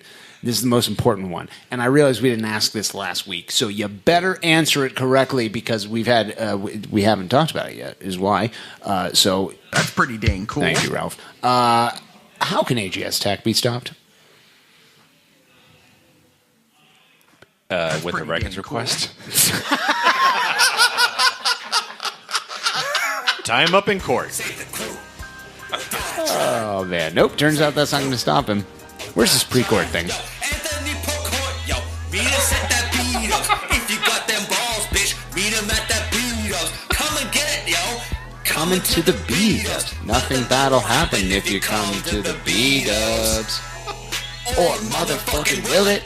Probably not, but okay, that's all I know. Where's the queso version? Well, you know, he has a weakness for it, so there'll probably be a new edition coming up shortly. Anything else we missed, Keith? You got any teases for us? Anything that we should know about? Any threads coming up that you're really excited about? No, they kind of are spur of the moment reacting to the news. Like you said, we are a lightweight organization and can just respond to the whatever's going on in the world around us. That's such a good point. Who came up with that talking point? I love that person. He or she is clearly one of the top lads in the game. If you want to stick around for segment 3, Keith, you're invited to do so. We have hot takes coming up. This has been, one of the more enjoyable celebrity guest things that we've ever done. Thank you so much for stopping by. We'll definitely Smart go person. 30xi.org. Get the Encarta 98 CD-ROM. That's porn. If you reach the river that you have to ford, hire an Indian to float you across, and then flip the diskette to side 2, and then take out Oregon Trail, play Number Munchers, because the Oregon Trail is a game for pussies. Coming up on segment 3, your hot take, battle for the grand prize, live on Periscope. John Clem's busted out of prison, and you are listening to the dumpster fire known as ACES Radio. Hot, sicker than your average. Down like goose and I'm fly like Maverick. With a savage attack in a mouth like a mash spitting fuego. Homie, it ain't tricking if it's magic illusions. Indubitably juvenile. My crew can do it and we do it well. Rock around the clock all across the nation. Got a lot of sky miles and a reputation of making earthquakes every time we land. Cause stopping ain't an option or a part of the plan. Fools get to filming while I'm running on jet fuel. Now pay close attention cause I'm ready to let you know what I'm all about, child. I got that style that you come to love. And I'ma stay fly till the day I die, spitting fresh to death from above. Get it, David F. Man, you don't stop. David, you don't stop. We came to rock it till the city takes off. Mr. Captain,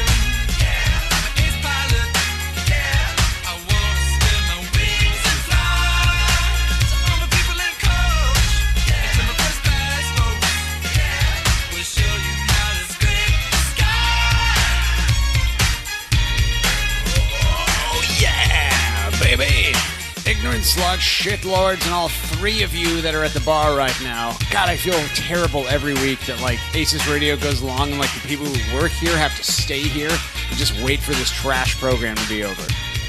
Like, that's their job. At some point in the evening, they have to just, like, stay at work for ACES Radio. Be sure to tip your bartenders, ladies and gentlemen. Tip them well. My God. Welcome back, ladies and gentlemen. Thanks, as always, to the guest on segment 2. This week's edition, Keith Naas, that K. It's silent as hell. My God. It's as silent as Anthony Precourt in the city of Columbus, Ohio. I don't know when he comes back from that. He doesn't, He definitely does not. Speaking of Keith Naas, he's back on segment 3 to join us for Hot Takes. Keith, thank you for sticking around. We enjoy it. We enjoy you. We enjoy your presence. Your presence is your present. And we thank you for that. Ralph Shudell from The Ralph Shudell Show. Yeah. /Hot Deals is here. Pretty dang cool. Failing massive report. It's pretty dang cool. Darby Schnarfus.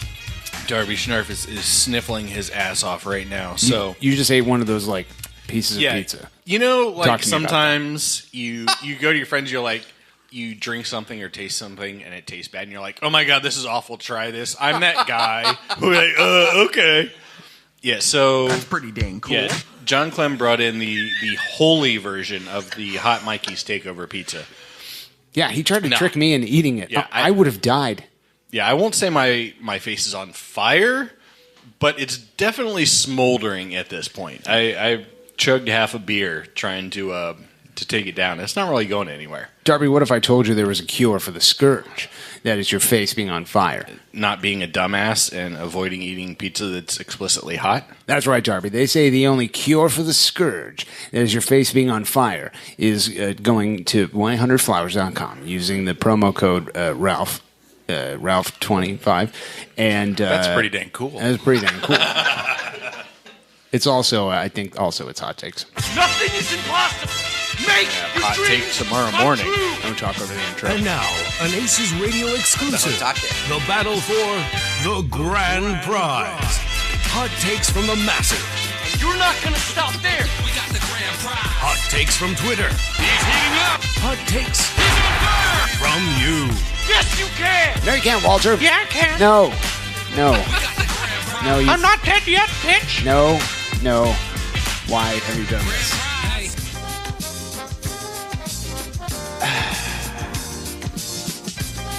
Greg is dead, and Walter is dead. Yes. Walter. But Kyle is alive and making a lot of eye contact with you. with his Kyle dead- sounds like this. Look at me. No. He needs a really, like, he needs an obscenely deep voice or something. That's pretty dang cool. How dare you? Ah, God. Before we move on to the subredditors, the massive, I wonder if I could, Alex Thomas, go ahead and read the overall standings in week 1. This is something I actually would enjoy to do because there's only 4 fucking people. This is great. Oh my God, I love Crew Fandom. In first place, user moving the fuck on with 3 points, also tied for first. ACES Stefan with 3 points, not Jonathan Masteller at all. Tied for third, Spikehead Lyndon B, a.k.a. Spikehead Cow Lyndon B. Nope, it's a whole thing. And also tied for third, last, and bringing up the rear, getting the ball. Not just V, but Peepa Pickled Peppers, which is going to be something I love doing for the next 10 months. Lovely. We move now to the subreddit known as the Massive Darby, where I remind you, as always, these hot takes are organized automatically by their level of fiery fucking hotness. And our top upvoted comment this week comes to us from none other than Arby's customer service.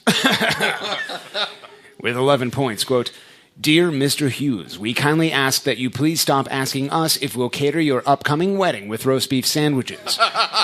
We have already beef-splained to you that we only did that one time. It was for Mr. Andrew Erickson because he has a reputable podcast here in town, smells beyond amazing, and is absolutely terrific with kids. We appreciate your assistance in this manner. Sincerely, Arby's. #boom. Roasted. Roasted like what, Morgan? Roasted like a roast beef sandwich, end quote. Ralph Shudell from The Ralph Shudell Show. Your thoughts, my friend? You know, with all the mention of roast beef, I'm thinking beef and cheddar. Yep. That's what I'm thinking. That's about it with the pizza. I'm thinking loose stools that you just ate a whole bag of Olean potato chips. That was a Do product. they still make those anymore? No, fuck no, of course not. It gave you loose butthole. Like, Like one of anal leakage. Yes, anal leakage. Like that was in the commercials. They had to like do the commercial like it was like a medication. Like ask your doctor about Olean potato chips. And like the thing that would happen most likely was that you wouldn't control your butthole and that poop would just come out of it. I can't believe that product didn't make it. Who would have saw that coming? I have a terrible story about that. That's for ACES Radio After Hours. I think you just told it. Wonderful. That's awesome. Tyler seems to like it. GCG bag, really excited about anal leakage. Moving on from user ACES Stefan. Welcome back, ACES Stefan. With 12 points, somehow more than the top vote, whatever. Quote, looking for a podcast to listen to about anything but soccer? Okay. Then tune into ACES Radio. This podcast has everything. Long intros. Hot takes longer than the intros. Horrible decisions. Repeat guests. Wrong buttons. Medium-sized hosts filled to the brim with mediocrity. Man balls, the color yellow. Former members of the Massive Report. Current members of the Massive Report. Weather reports, cracked codes, complicated playoff predictions, soccer moms, Periscope with poor audio, and a human sprinkler. What's a human sprinkler, you ask? It's when Morgan goes over on segment 2 and has to pee poorly, so his torso-mounted acorn penis spews corporate sponsor urine all over the Endeavor bathroom walls, and it spells out the word vlog on the ceiling. End quote. Jesus. Oh, Threadmaster Keith Naas, your thoughts? It's pretty good, but I have no idea what vlog is. It's a combination of the word video and blog. It's like half man, half bear, half pig. I have not seen a thread that refers to that. He approaches the baby. Can we read one of the responses that is 2 down there? That's your job, Greg. Go for it. All right. Reply from user Sanch Stash. Quote. Here he goes. Is this a response or is it just a post? I don't know, actually. This is the best part of reading the replies is when you don't do it. Yeah. I think it's actually a hot take, isn't it? Never Can mind. you see on your laptop from Sage Yeah. Stash?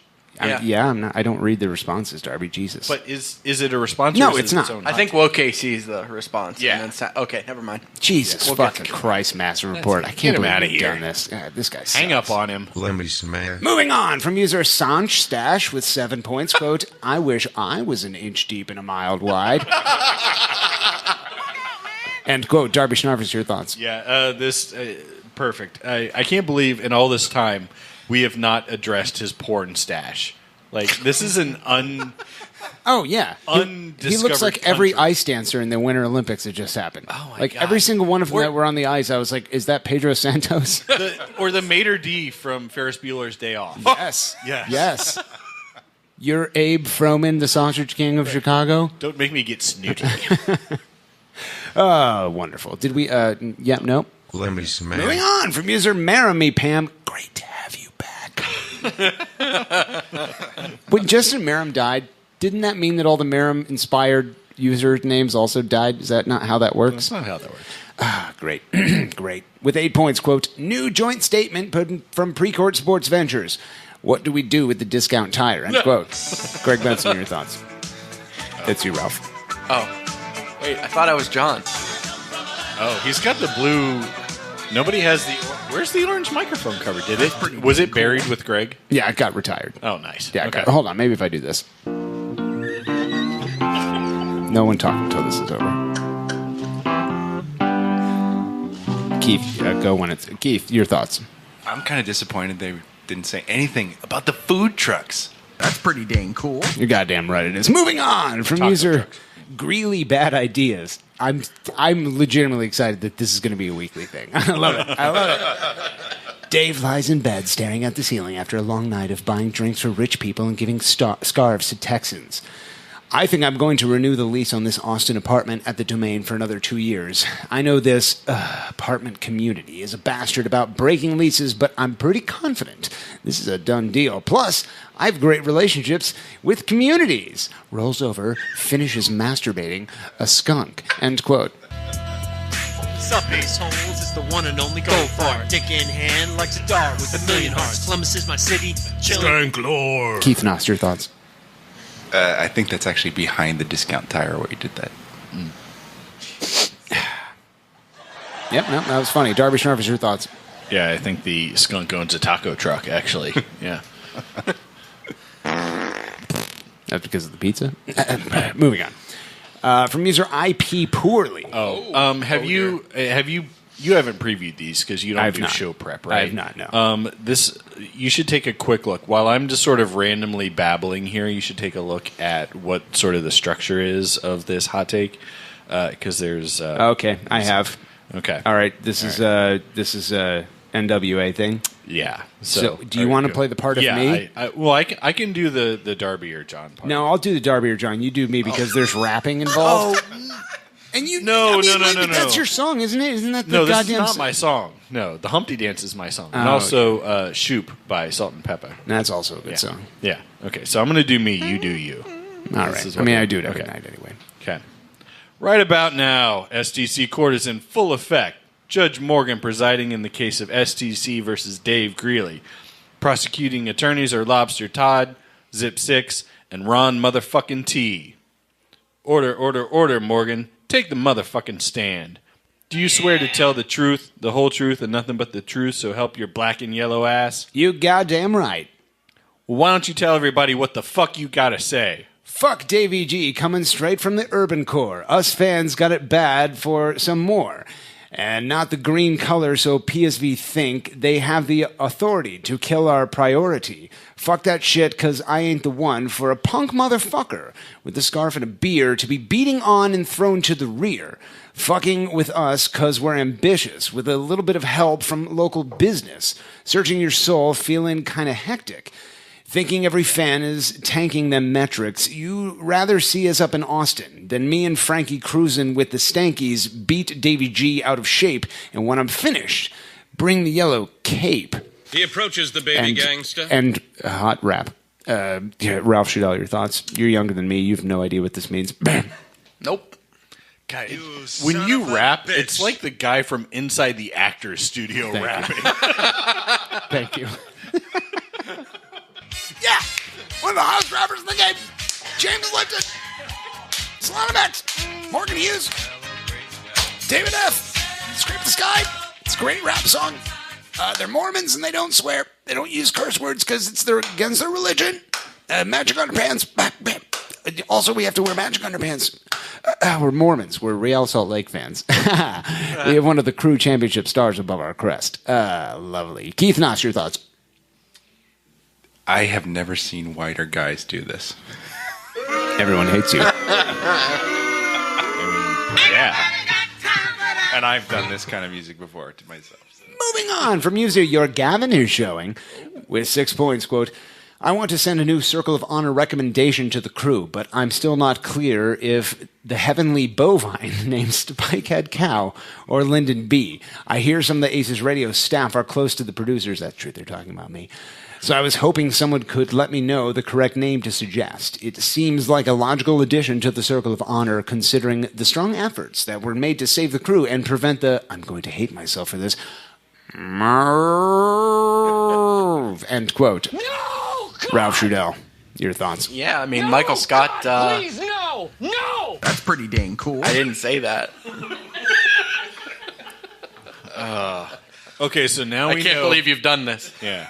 Whoever your Gavin is showing is one of the dad joke aficionados of the podcast, so we can narrow it down. So it's either Greg or Beckman. God, that's a total dad joke. Nate Beckman. 3, 2, 1. Sup, ace holes, it's the one and only go far. Dick in hand, like a dart with a million hearts. Stank Lord. Actually, hold on. If you go to acesradio.com / back to the rest stop, I think I made that actual page and that song is on it. Of course it is. How many hidden pages are on the website? Just 2. I think there's only 2. There's more than that. Is there? All right. Oh, the information guy. We have the information website dude, so you're your host. He's looking at the HTML right now, the cascading sheets. He's got it all. Smoke weed. I think those are right. You had me at right? cascading sheets. Moving on. So right on right now, aren't you? From user Peepa picked pickled peppers with 7 points, quote, I'm so happy that Morgan has to read this username for the rest of the year. Thanks, Yvonne. # Seagulls are the greatest birds the world has ever seen. Hashtag caw caw. End quote. Darby Schnarvis, your thoughts? The funny part is this person has accomplished their goal, so they don't even have to come up with any more tongue twisters now. They've already got and they didn't. That's great. Well done, sir or madam. I'm playing them off. They can't come back from this. Moving on from user Top Lad Dave with 5 points. Quote, "Hey guys, Dave Greeley here." Yes. God, I'll never get tired of Dave Greeley roast. This is great. I already like it. You're getting a blood point. "I just wanted to tell everyone that if this stadium thing doesn't work out, I have a backup plan. I'd like to announce my new barbecue place in Austin, Greeley's Fist and Brisket." Oh, I choked on my own spit. Awesome. "Each brisket and food item is lovingly massaged by hand to give it that unique Greeley touch." Oh, God, can you imagine a worse touch? I just threw up in my mouth. His hands are probably like sandpaper. Here's a sample of what's on the menu. The Honky Tonk Double-Barreled Brisket Blast Appetizer. We take 38 ounces of super satined brisket, lambast it with Slim Jim style au jus and pile drive it into a bucket, then spray it with Axe body spray and finish it with a demi-glace of queso dribblings. Oh my God. The South by Southwest Bash Bowl. We take our fisted brisket and super bang it into a volcano of Tabasco butter. We pour it into an MLS2 ATX kite left over from the Kite Festival. Smother it with our special hot rod flavored juice and set it right on your lap. Served with a 64-ounce Slurpee cup full of mouth water and queso. Jesus Christ. And finally, the Tony ACES.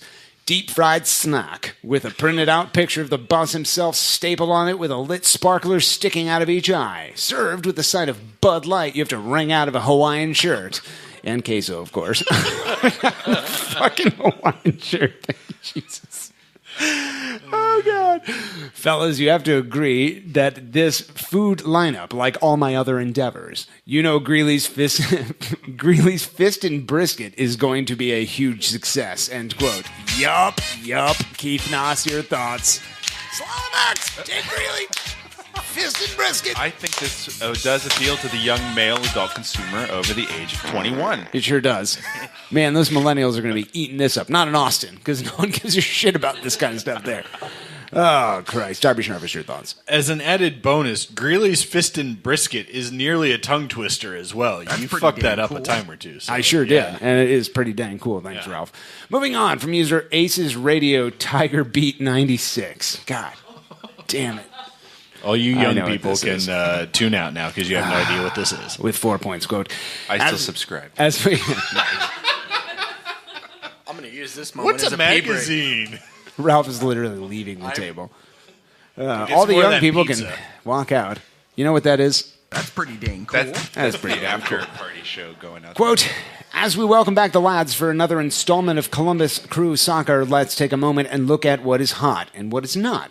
For 2018, what's not? Anything Australian. Ags attack wars. Getting deported. What's hot? Having Asian woman hair. That's true. You're trying to roast me, but it's true and it's great. What's not? Spreadsheets full of business metrics. What's hot? Spreadsheets full of bitches Katie Mitchell has cut. Oh my God! Everyone loves that. With a number 1 replacing the I because we don't want to be profane on this That's how podcast. you know someone who wrote this is a big soccer poster. You can actually say bitches on Reddit. You don't have to place one there. All right, okay. I lost my place. What's not? List jokes on ACES Radio. What's hot? New promo nights at Monterey Stadium like hashtag Queso Culture Night and Andres Mendoza Ring of Honor Celebration Evening. What's not? Respect my ambition. What's hot? Respect your roots. Oh. What's not? Morgan's acorn-shaped penis. What's hot? Pam's Doran-shaped lady parts. Everyone hates Pam. What's not? Spending countless hours photoshopping in fake plastic fans for your AstroTurf campaign. What's hot? Spending countless hours photoshopping out bull penises for low-budget internet cartoons. Hashtag Keith Naas rhymes with Biz Naas. End quote. Keith Naas, your thoughts? I was not expecting that at all. I totally didn't write that. God damn. I'm outstanding. here we go. I'm intolerable. Everybody go listen to ACES Radio Also, instead. It's going to be awesome. Morgan, Awesome. Thanks, would you Alex. like to talk about how somebody in your household, in their Google search history, has bull penises in their search history? Is that right? Yeah. And perhaps that the correct terminology is a bull sheath. No one knows who that is. Yeah. Nobody except one or two or now three people. Okay, hashtag real talk for a second. So when I was making the first episode of the Dave Greeley Show, Somebody was making the first episode. Yeah. I don't know who Tifa Sweat is. I turned to Pam and I'm like, so there are like two things hanging off the end of this cow. Like one looks like a dick, but it's like in the middle of the chest, as an acorn penis. Like an acorn penis. But there's one like really far back that you're like, okay, the probably balls, but like it's too like it looks too much like a cylinder to be balls. And so then Pam and I were both on our like mobile devices looking up like cow genitalia, like what is that in the middle of a cow chest? And you're right, Darby, it is a sheath. Like the sheath comes out like out of the middle of their chest. Can you fucking imagine being a girl cow? How confusing is that? Like I'm in heat. Can you just not rub your chest on the middle of me? And he's like, no, it's actually my sheath. Where actually, this is how you became. You became a thing because of the chest. Smoke weed every day. Back to you, Keith. And we're a cow town? Yeah. That's why it was funny. Everyone loved the Dave Greeley show. Because of that joke. Moving on from user Spikehead Lennon B. Great. With 5 points. Quote, well, howdy there. I'm going to get right to the point. I've got some serious beef with last week's guest, Sean Kelly. I mean, he was literally standing at McCalla Place and didn't even bother to say hi, let alone interview me for his movie. If you want the straight talk, very nice. No bullshit story on Dave Greeley. I'm your number one source. I was standing right there. Granted, I was high as an MLS to ATX kite from chewing on that chemically laced McCalla Place grass again. By the way, the high is great, but just like those shitty-ass kites, the crash is hard and fast, much like a Doran session. Oh, man, this is a seasoned veteran of ACES Radio. To make matters worse, I didn't even get a goddamn invite to the premiere on Friday. Apparently, the organizers are concerned that myself and Lady Bird can't control our bowels on the red carpet. Who do they think we are? Greg Benson at Hendox or something? I'm super pissed, guys. I bought a new party hat, and Lady Bird demanded I get her another bow. She's got hundreds and leaves them all over the barn. Okay.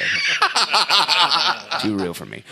So yeah, I'm seeing red over this movie premiere, and I'm feeling pretty left out. Guess I'll be at the Haymaker with Dave again. Thanks a lot, assholes. One last thing to clear up last week's discussion of my religious affiliation. Oh my God. I'm obviously Hindu. Namaste, shitlords. End quote. Ralph Shudell, your thoughts. Lyndon B was just such a great staple of the Dave Greeley show. And again, I don't know who created it. No one does. I talked to the producers, so I can only answer the questions I've asked them. Can I get an exclusive with them, please? I can give you their number. Okay. Yeah. You probably already have it in your phone. But yeah, Lyndon B's a good dude. He's a top lad. Shit, Lord. Moving on from user Darling Thief, speaking of top lads, one of the toppest in the game, with 3 points, quote, since we know Precourt enjoys interrupting momentous occasions, I'm starting to worry that he will next seek to ruin the upcoming... Is this the same thing as last week? The Purdy Hughes nuptials. With my lad-like stealth, I have obtained a draft of Precourt's statement off of Dave Greeley's desk, which was next to his copy of Sports Business for Dummies Volume 2.0, Advanced Bullshitting. Said statement may confirm my suspicions. I, Anthony Precourt, noted successful businessman, have a once-in-a-lifetime opportunity for Pam. Marry me, and you will have all the free, bland corporate scarves that you can cover the floor with, as your heart desires. Furthermore, my market research done by 3 fuckboys I found at the bar says our union will have a $400 million economic benefit for the world, spread over roughly 1,996 years, while my advisors assure me I am not as massive as Doran or Morgan's acorn penis. You will have to respect my ambition. I look forward to negotiating with the Purdy family as to which parkland they will provide me with as dowry. While I will not actually be doing the negotiating, feel free to contact my business partner, Top Lad, and noted TV star, Dave Greeley. I reject Morgan's interpretation that my intentions towards Pam are insincere. I've spent numerous resources courting Pam. Business metrically yours, Snacky Tony Aces. Hashtag Aces is a snack. Hashtag weakness for shoes. Hashtag parallel pass to Pam. P.S. Since Tony Aces can recycle statements, recycling hot takes is cool, right? I spent about as much time on this one as Aces' crack legal PR team did on his joint statement, end quote. Yup. Yup. Darling thief. Salon of Max. Spikehead cow.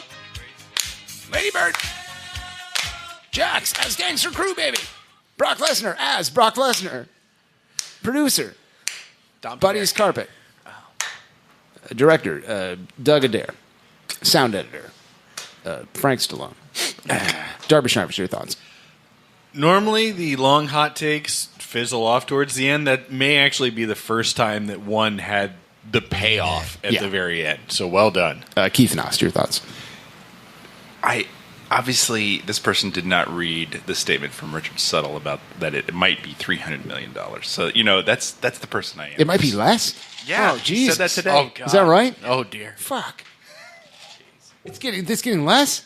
How are you going off script? What the hell happened there? That didn't even take a week. They lost $100 million. $300 million to $400 million. If we go to June, it'll be like, this deal is worth $150 and 2 Whoppers. Possibly. And Big Buford at rallies. And a free set of tires. It's completely coincidental that the losses went from $30 million to $40 million and back to $30 million. I mean, it's like, let's add a 0 to the end and then just stay Keith, that. We've spent $17 million on our youth academy. Or 4. Or 6. Or 12. Or 0. It doesn't matter. It's $1 million more than last year. We're not sure. Wait, is your neck cold? When we spent $3 million. How about a scarf? Can I interest you in an MLS to ATX scarf? How about a kite? You got any fucking kids? They like kites? Ain't nobody got time How for that. unfortunate. Moving on from user PSV legal team with 5 points. Quote, we are disappointed that the failing ACES Radio has chosen to continue broadcasting this season despite their complete lack of adequate queso. We love queso, but we have no interest in reaching out to the real Hispanic communities. They're better when used as talking points for why the failing Columbus Crew isn't our fault. ACES Radio's interpretation of the word podcast are looser than Josephine's mom on her way back from the rest stop and as toothless as Darby when taking out his dentures. Oh, my God. Oh, my. You're very old. We look forward to releasing more half-assed statements. Can you imagine assing yourself? Jesus. Yeah, you got to respect that ambition. What did you do last night? I asked myself. Releasing yourself as. Sorry, PSV legal team, my fault. I fucked up a statement worse than we thought you could. Wasn't possible until right now. As a failing Mike DeWine continues to breathe down our necks. End quote. You got knocked the fuck out, man. Ralph Shudell, your thoughts? I'm just still trying to get over assing myself. You know what? It's real shit. I feel like that's some serious niche porn right there. Yeah. Self-assing. That's definitely It's on the thing. dark web. Yeah. You can't just go to Pornhub and look that up.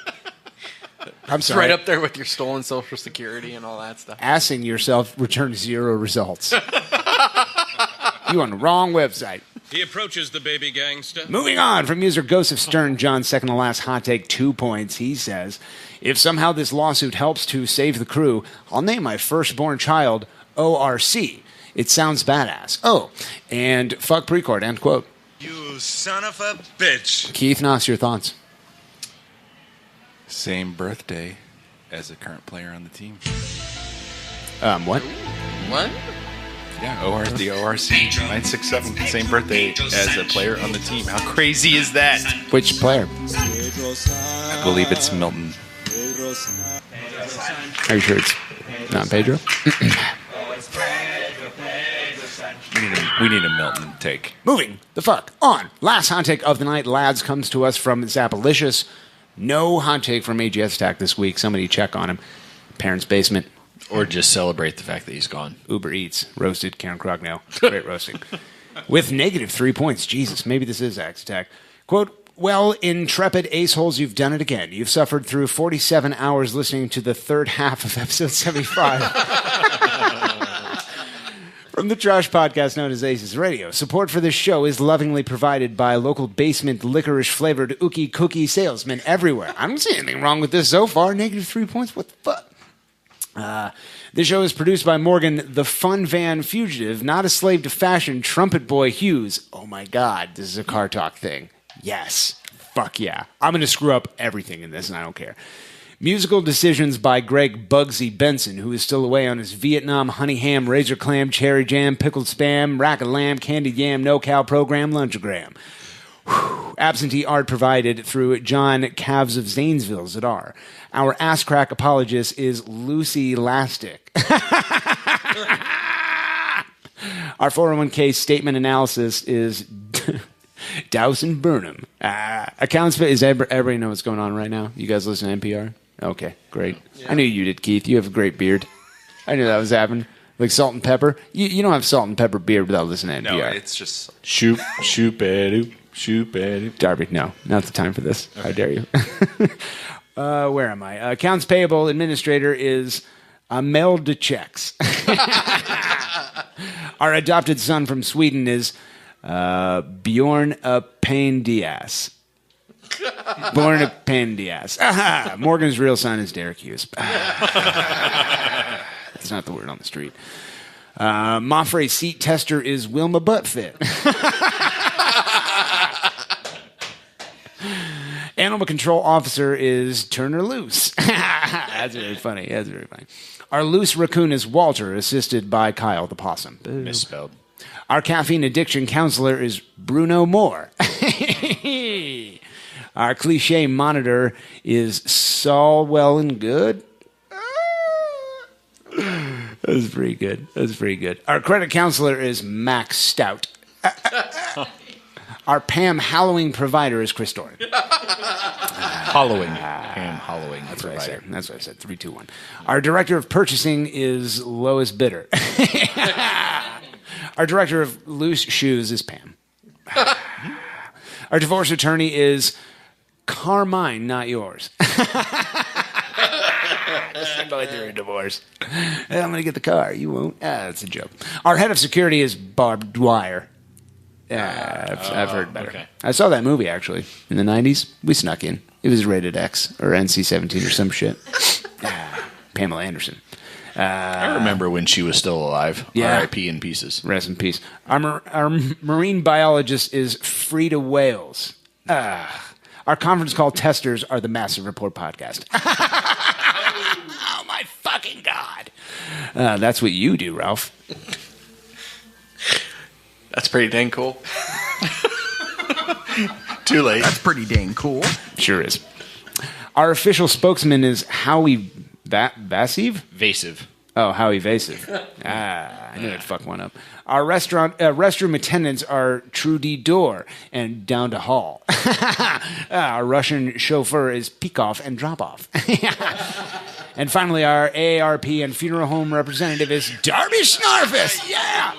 Oh, it's great. And even though Dave Greeley and Anthony Precourt rethink every life decision that got them to this point so far, this is ACES Radio, with apologies to Click and Clack, Ray and Tom Maglizzoni, whatever the fuck. Who cares? Darby Snarfus. Jane, you ignorant Your slut. thoughts? I'm an old man. I fell asleep halfway through this. I mean, I can't believe all the downvotes, honestly. Keith, you have salt and pepper beard. You could put half as many names on there and it'd still be funny. Whose line is it anyways? Probably how you spend most of your Saturdays. Your thoughts on the NPR humor, my friend? I very much like it. It's they missed a lot of really good options here. It's shit lord. But there's some good ones. They're probably not getting any points. Are you an 89.7 guy or are you an 90.5 guy? Don't lie. Oh my god, so much pressure. This means a lot. All things considered. This means a lot. 90.5. Oh, you fucker. Oh, you're such a sack of shit. I don't believe anything you've ever tweeted. Your threads are garbage. Keith Naas doesn't know anything. That's it. That's the last hot take of the night. We have, let's see, the guests are in first place. Tune in to like 5 seconds from now to find out what that means. Darby, we're just going to give each other 2 points to give away. Everybody gets 2 points. You start. Go ahead. Nobody benefits so far. Okay. Yeah, nobody has time for that. Incidentally, this was a pretty good week. Like I am actually struggling a little bit to allocate some points. Still early enjoying Aces Stefan, so I'll give 1 point there. All right.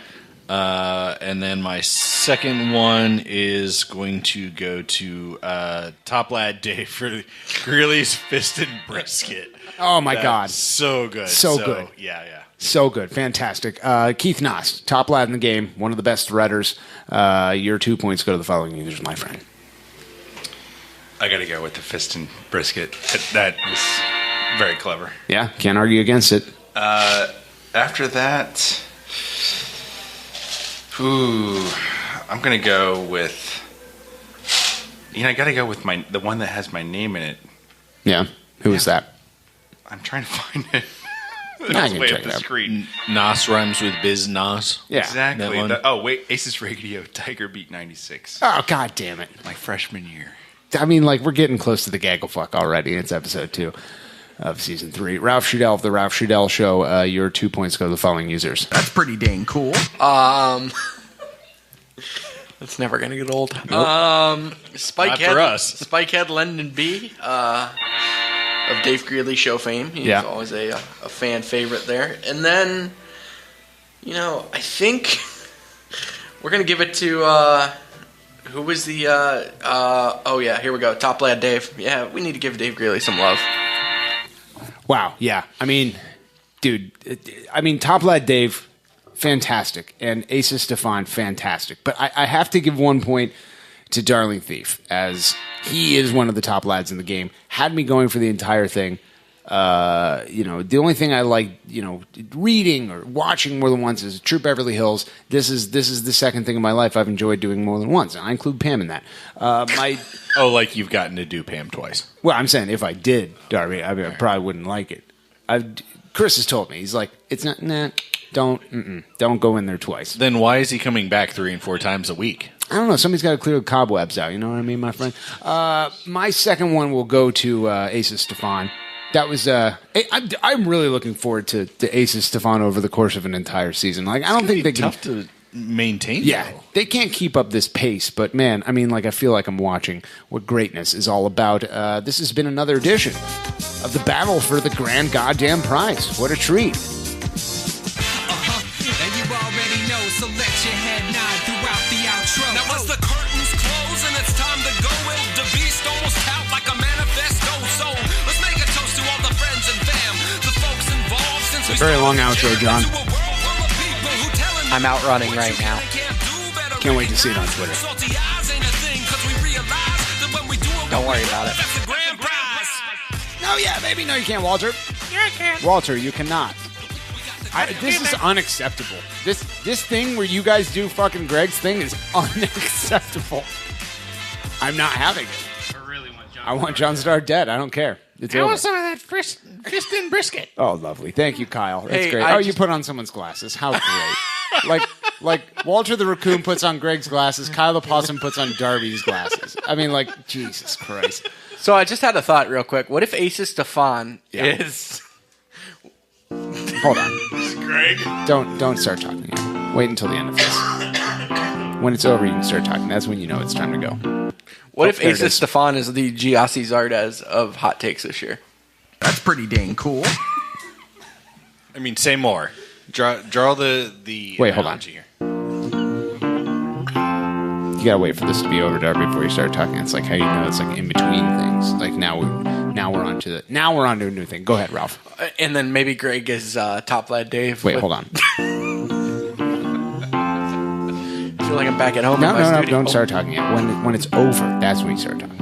Just wait for. There you go. Yeah, I feel like I'm back at home recording my podcast right now. Awesome. Yeah. That's pretty dang cool. Eventually, people on this podcast start to block out certain songs. Wait, hold it's on, like they Darby, don't even hear them anymore. Wait a minute. So you may get to that Don't point. talk yet. You gotta wait for this to be over before you talk. And I come from a land down under. That's right. Okay, score predictions. I think we have to update that. I forgot to put it on the goddamn board, but I'm pretty sure that's what we do after Hot Takes on segment 3. It's only been 3 seasons, 75 episodes. Diamond Jubilee. Is that right? Don't we do that? Do you remake segment 3 every week? Because you could just leave the same shit there. I did, but we didn't have score predictions to update. That's why I fucked up the Ags Attack thing. How can we stop him last week? Because it was a new season. Darby, goddamn it, I hate you. Put it in a spreadsheet. Let's recap last week's score predictions, my friend. The guess. The guest said it was going to be a 3-2 win for Crewzers FC. That was so very far from being true. It was a 2-0 win. They get 5 points. May God have mercy on their soul. Sunshine Brigade. John Zadar, the wet boy, a.k.a. the absentee amateur artist, the butt licker. You said it was going to be a 2-2 tie. My God, sweet Guillermo in heaven. It was a 2-0 win. You get 0 points. God, mercy his soul. Drabby Schmranfis. 40-year-old man-child, everyone's favorite agent ruin. You said it was going to be a 2-2 tie because John Zadar had said that, and you're like, yeah, that guy looks like he knows what he's talking about. First. And you said, I'm going to imitate you, and you said it was going to be a tie, and it wasn't. It was a win. You get no points. God mercy. 2 goals by Crew is what happened. Morgan Hughes, continuing champion, #1 handsy boy, smells great, great with kids, loves the roast beef sandwiches. He's got 3 of them. He's going to share it with you. They've been sitting in his car all day. The mayonnaise has gone bad, my friend. Oh. Go in, have a treat, have a bite of a daddy's sandwich. God, I've never wanted Arby's less in my life. Sandwich, Darby. You said it was going to be a 1-2 Crewzers FC loss, and while that was really, really close to being true, it was a 2-0 win. You get no points. God mercy. Overall standings, the guest. Here's how we do it. Okay, all right. In second place, absentee amateur artist himself, John Zadar, 0 points. In second place. 40-year-old man-child Darby Schnarfus. I fucking hate this show. Very close to first place, almost in first place. Could be confused as being in first place. He's so close to first place. But isn't. But will probably soon be. Morgan Hughes, continuing champion. In first place, momentarily. Not long. They won't be there for long. The guests, a.k.a. whoever the fuck Solana shows Max, up that week. Or like Yvonne or something. Keith Naas. Yeah. Yes! Solana Max! Oh my God, you're so bad at that. Everyone has like a greater appreciation for the continuing champion, Morgan Hughes. Yeah, because it's so much better. Solana Max. Tied for last place, Morgan Hughes. Winnie Cooper. Greg Kevin Arnold. Winnie Cooper Project. The mom from Wonder Years. What was her name? Sam The Farmer. dad. He died in the last episode. Wayne took over the family business. It was a furniture manufacturer. They're not doing well. Wayne was an asshole. Probably treated his employees like shit. He like giving them noogies and pinning them on the ground and stuff. Hey, you got a promotion. Let me pin you and give you a noogie. It's not how businesses work. HR department, you're going to have to fire the president. Everyone loves the Wonder Years. Moving on. Crewzers FC taking on Montreal Impact. This week is the home opener. We're going to go to Alex Thomas with a weather report. While we do, Alex. Who wants to... Okay, so... who wants to do the guest prediction? Ralph, you're going to do it because the board is right behind you. Keith, I didn't plan for you being here. While we play the weather intro... Wait, isn't Ralph John? Yeah, whatever Keith the fuck. guest? I already got John's prediction. He texted it to me. I want you to write the score predictions while we're listening to the weather report in 3... I can't draw as good as this. That's fine. Sean Sitar? Yeah, Sean. In 3, 2, 1. And now, an ACES radio exclusive. We want it now! The Weather Report with Uncle Sportsman himself, If I wasn't Jamaican, Alex Thomas. then why would I wear this hat? It's gonna rain! Now, ladies and gentlemen, boys and girls alike, welcome back. It's the second edition of the Weather Report featuring Alex Thomas. This week's guest, brought to you as always by ZZ Boots, Wildman's Leather and Lace, is none other than Alex Thomas. Alex, welcome back to the show. What's up, Morgan? How you been, pal? Oh my God, so happy to be here. Oh, what a treat it is. On the Diamond Jubilee, The no Diamond less. Jubilee. Oh, man. I couldn't get more excited for I'm this. so excited. I'm wearing my duck brooch, and it's encrusted in diamonds. It's gleaming. Is There's that, no is that video. emerald They on can't- on the head? Yes. That's beautiful. It sure dude. A is. little duckbill inlay there. Would you shut up and tell me about that? What are we looking for the forecast this weekend? We're playing our first game at home. Crewzers FC Crewzers season FC. kickoff. Mega tailgate in Lot B. Oh, my God. Mini tailgate across the way. Not But Lot what's B, that? by the way. No one cares. Nobody. Irrelevant. Yeah. So it's going to be a beautiful day, man. Sunny. Nice. Not much wind at all. Ooh. It's going to be in the mid-30s as people are out there. Murder's Row will probably be out there at 4 in the morning. Beauty. It's going to start warming up real slow. 42 degrees at kickoff. That's good. And you said sunny, right? Sunny. So like 42 and sunny feels like 78? Is that right, Columbus? Yeah, all right. Hey. You might want to keep your sheath tucked in, but... I would, yeah. I'll talk to Lyndon Beacon, the heads up. Literally, I am concerned about the wind this week. No, it's not going to be a lot, man. 2 to 4 miles an hour out of the northwest. Okay. I took the day off on Friday, as I have to do for a lot of home games, to get all the banners and hung and flags laid out and all that shit. I mean, like, I'm asking you this off the cuff. Do you know if, like, it's going to be more windy on Friday? Because if I hang stuff on Friday... nothing that's going to get in the way. All right. It's pretty much like a flat weather pattern we're going to be in. It maces out plateaus. So it's going to be nice, man. Now, with that said, the parking lot's always 5 to 10 miles an hour more wind than normal. It's the windiest place in Columbus, but it should be a beautiful day. There's a lot of lads to get upped. What about score predictions? What are you feeling, bro? Montreal? Okay. I mean, I would predict them, yeah. I'm feeling 3-1, bro. 3-1, oh my God. Ladies and gentlemen, thank you again, as always. Thanks for having me. Diamond Jubilee. Alex Thomas, the Diamond Jubilee expert with the weather report.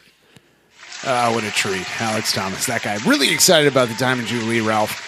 Now that the weather report's out of the way, Columbus, no excuse to not come out to Crewzers FC Palace, brought to you by ZZ Boots, Wildman's Leather, and Lace this weekend. That's pretty dang cool. It's going to be a great one. Ralph, we go to you first. Your thoughts on the upcoming match, my friend. You know, Montreal played this week against Vancouver in the Fighting Kai Kamars up in the great White North. Rebuilding team, a lot of new things. Remy Gard, former Olympic Lyon manager, is the new manager at the Impact. Mauro Biello is no longer there anymore. Teams, the back line's a little suspect. They've got a lot of promise. Yuka Raitala is playing out of position. He's a center back now, which is real interesting. I am Yuka Raitala. There you go. I am from Finland. That's pretty dang cool. But I think it's going to be, it's going to be a good Christmas. Yeah, all right. Keith Naas, top threadman, as they're calling you. Your thoughts on the game this weekend, my friend? Not score prediction. Not score prediction. How fucking dare you?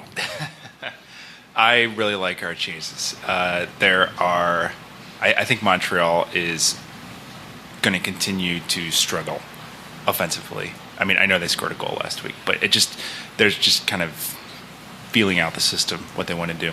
I like our chances. Our players know what they're doing. Yeah, they gave I think both Vancouver goals were off of kind of like turnover transition opportunities. Yeah. Kai Kamara's goal was disgustingly good. Mm-hmm. Like that header, I mean, fucking vintage Kai. Hashtag midfield boss Tony Johnny. Darby Schranfus, your thoughts on the match, my friend? Well, Ralph handled like all the legit analysis. Like he mentioned names of people and stuff. I know Yuka's actually playing out of position because I think they're pretty injured at center back. But from what I read on MLSsoccer.com, I guess Montreal's young right now or whatever. They're going youth movement. I know they like poutine. I look forward to... Who doesn't? I fries and gravy and cheese. What's not to like? But that being said, I feel as though they're coming into the Tiny Demon Fortress in our inaugural brunching tailgate, and they can go suck eggs. So brunching tailgate. What's that? What's happening? What is that? It's an early game, so ain't nobody got time for hot dogs and hamburgers. It's gonna be like scrambled eggs and shit. This sounds like an Ettinger thing. I mean, all of the cool people are going to be tailgating with breakfast foods. If you ain't got breakfast food, you ain't cool. All right. That's pretty dang cool. Fantastic. I think that's it's basically too early in the year to have hot takes about teams like from like a conceptual perspective. Like, oh, this team is a team that clearly does this or wants to do that. I don't think we know shit yet. I mean, it's why I'm stopping short of crowning our asses after beating Toronto FC. We are who we thought we were. If you want to crown us, then crown them. But we were who we thought we were. I think it's a home opener. It's going to be cold. Tiny Demon Fortress, home team FC. I don't want to overanalyze it. Hashtag fill the fray. Hashtag fill the fray. Hashtag DeWine leglock. That's right. Hashtag DeWine leglock. That's probably one that's been used before. Yeah. All right, let's go around the table. Latin Turb podcast hosts. We are bellying up to 2 hours and 20 minutes on total runtime. So it's a good length. Darby, don't feel bad about yourself. I'm sure there's people who like. I was done after 2 minutes. That's pretty dang cool. Fantastic, Ralph Schudel. Your score predictions for the match, my friend. As I said, Keith made a great point, too. Montreal's going through a youth movement right now. They're really high on a couple 20-year-olds, but I think that inexperience, along with, players like Yuka Raitala, and their best players being above 30 years old, sorry, Darby, with Mancosu and Piatti. You going to take that, Keith? Roasted. With Mancosu and Piatti. I'm much like Alex Thomas. I'm feeling 3-1, bro. So that's a really great Montreal crest that you've got there on your board. Yeah, for those at home, with an arrow that says Impact logo. For those that can't see and those that are watching on Periscope right now, I have John Zadar's great drawing that he had last week of the Crew SC badge and the TFC badge, and I erased like a portion of the Toronto badge, and I just put an arrow that said Impact logo. So I'm not as talented. Cool. I'm not as talented as John. What'd you say, 3-1? 3-1, brah. All right, feeling 3-1. Thanks, Frankie. Keith Naas, your score prediction, my friend. I personally think that Montreal's going to have some trouble generating offense. Last week they went down the right-hand side a lot, so I'm going to say, because our left side is so good now, I'm going to say 3-0. All right. Please have a party. This is a movie from the 90s. Feed us drinks. You're an old man. Get us laid. This is on when you were in college. This is from Animal House. It's with Bill Clinton. Right. Yeah.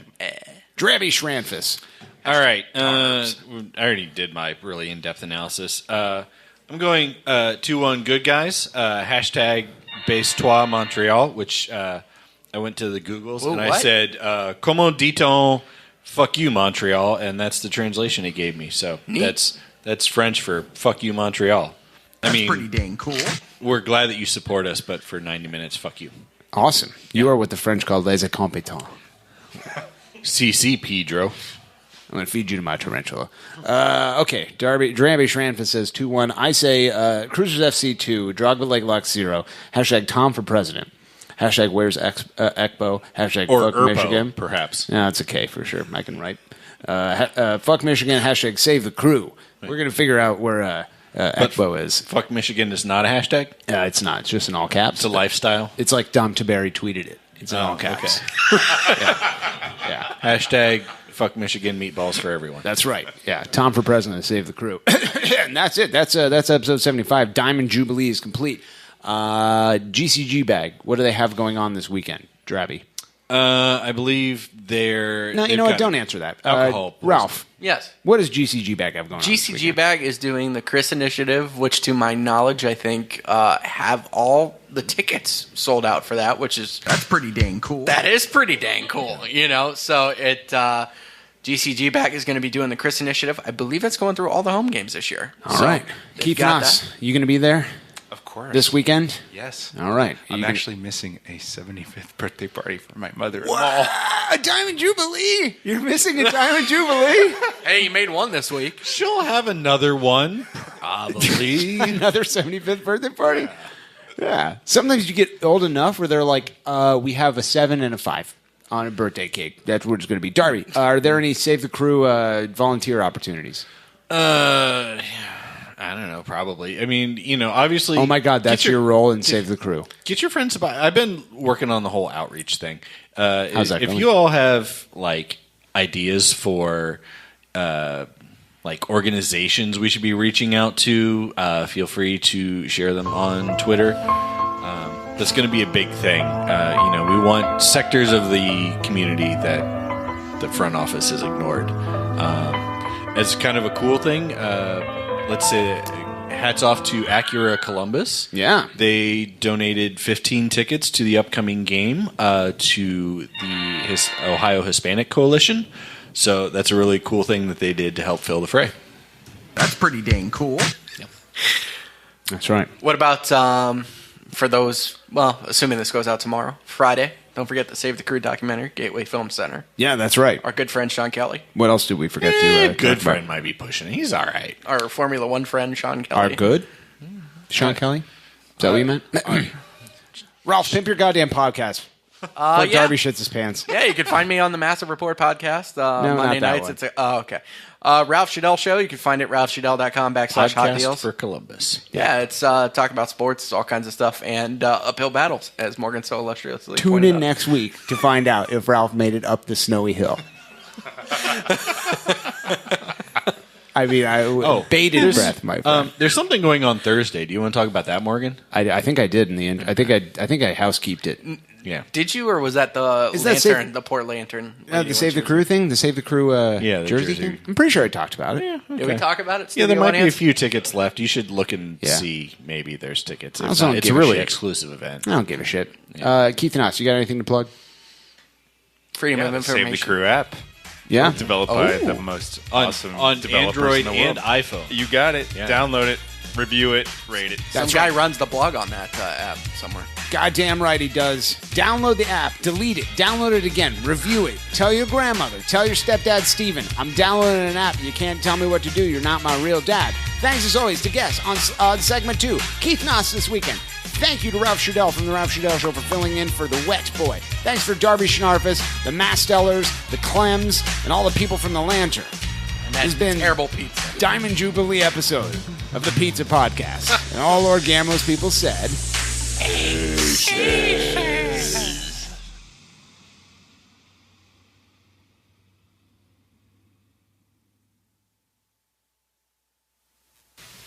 You're still here? It's over. Go home.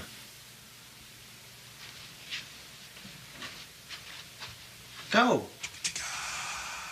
Please have a party. Feed us drinks. Get us laid. Ow! Dude, don't pretend like you're busy working or something, dude. You know you're in bed just watching PlayStation or something like that. That's the word on the street. That's pretty dang cool.